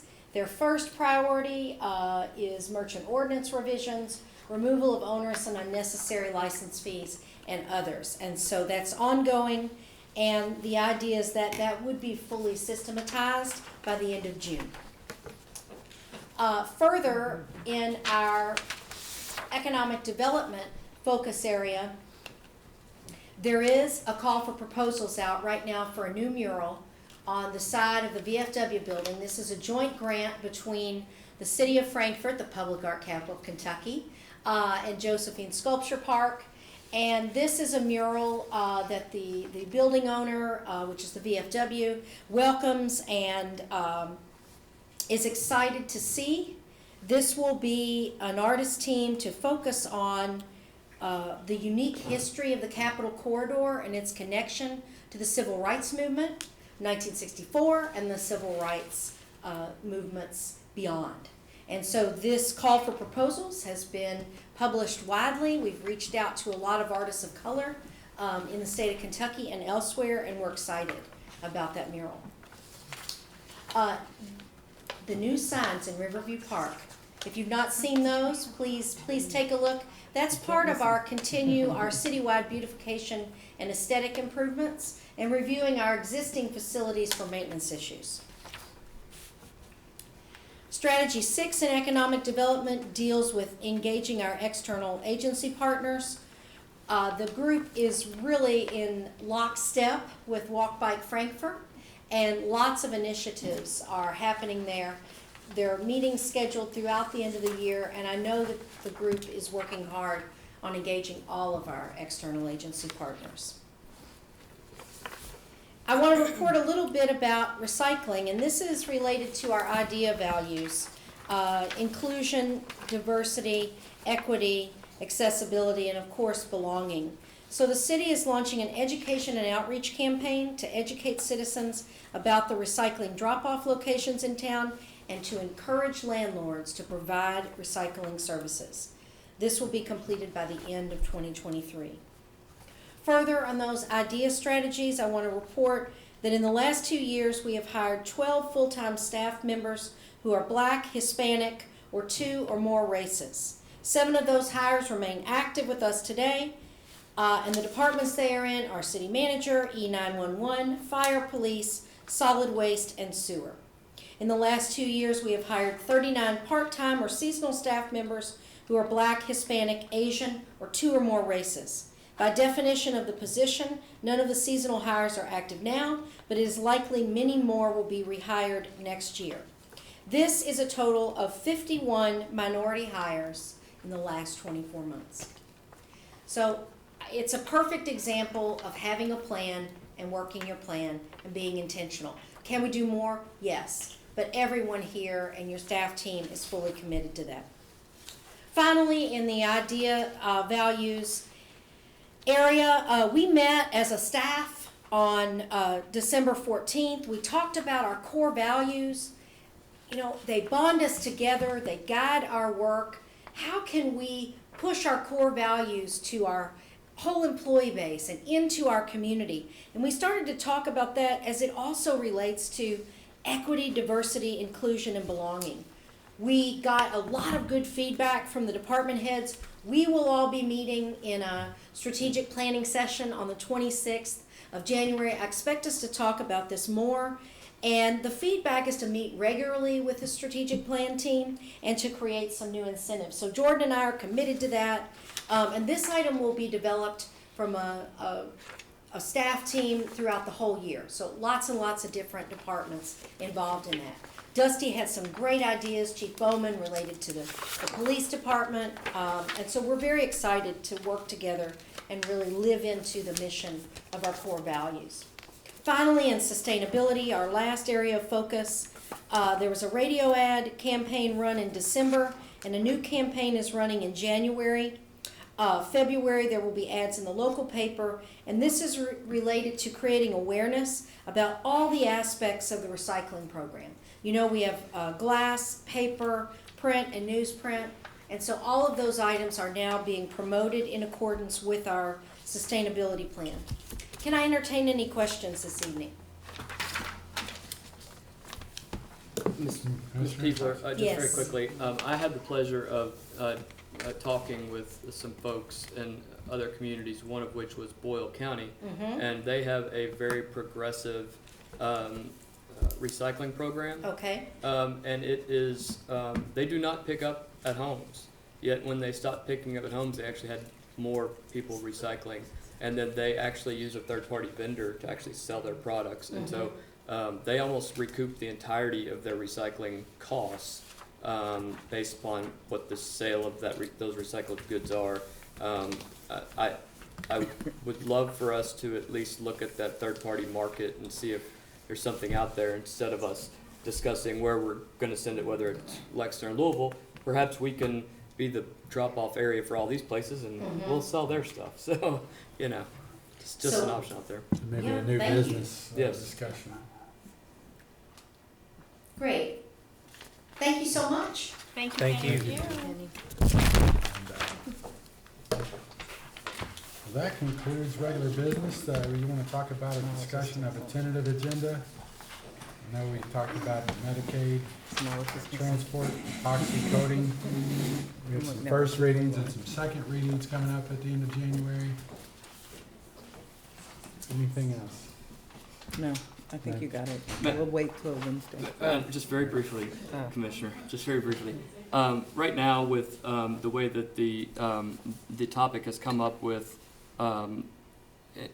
healthy individuals and athletes and things of that nature, I would like to consider the city sponsoring a parent and student CPR and first aid clinic at one of the schools with the EMS with our EMS folks leading that. I also would ask that at this time that we at least look at the possibility of community organizations along with the city and county to make sure that we have new and operating defibrillators at every gymnasium, football field, soccer field, track, softball field, baseball field, anywhere that where our children are playing on a regular basis. We saw the impact of quick response, and it doesn't always take a doctor to be there, but if someone knows how to provide it. I have a friend whose son had a cardiac incident on a golf course, had no prior incidents, and because he knew CPR, he saved his son's life, and he's still here. So I think that would be very valuable for our community right now to provide that, and allows students to come with their parents. They don't feel so intimidated to go as well. Maybe the parents don't feel so intimidated if their kid's there too, and I think it would be a good opportunity right now, while we're all very aware of it, that maybe we can look at a project like that. Yes, any other business? I just wanted to add that I've already started talking with Wayne on that before, Great. so I'm sure it's gonna go over to the next chief. Super. Because we had someone pass away at one of our runs downtown. And so I started that conversation with Wayne, which has been passed on to our new chief, for them to be like downtown also in our areas when we have our concert Absolutely. series in certain restaurants that are open, so we know which restaurant to go into. But definitely, I think that we should look at the fields as well for the schools to get them as well, because they are quite expensive, must I say. We've done research, and They are. they're quite expensive, but I think we were looking with the fire chief when Wayne was here. But I think Chief Monroe will go on forward with it, is see if there was grants to help us in that, so.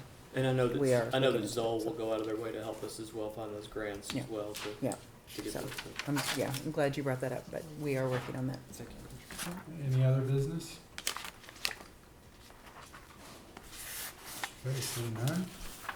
Entertain a motion to go into executive session. I move that we go into executive session per KRS 61.8101B, deliberations on future acquisition of real property related to the riverfront development where publicity would likely affect the value of property. Action may be taken in open session. Second. Okay, a motion and a second to go into executive session. All those in favor say aye. Aye. Aye. None opposed? Okay, we're now in executive session. I'll take care of it, don't worry about it.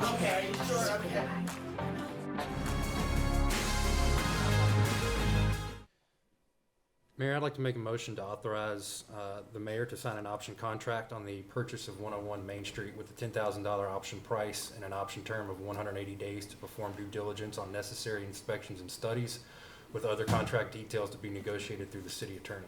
Second. A motion and a second. Any discussion on this motion? Seeing none or hearing none, I'll ask the clerk to call for a vote. Commissioner Thompson, Yes. Commissioner Unger, Yes.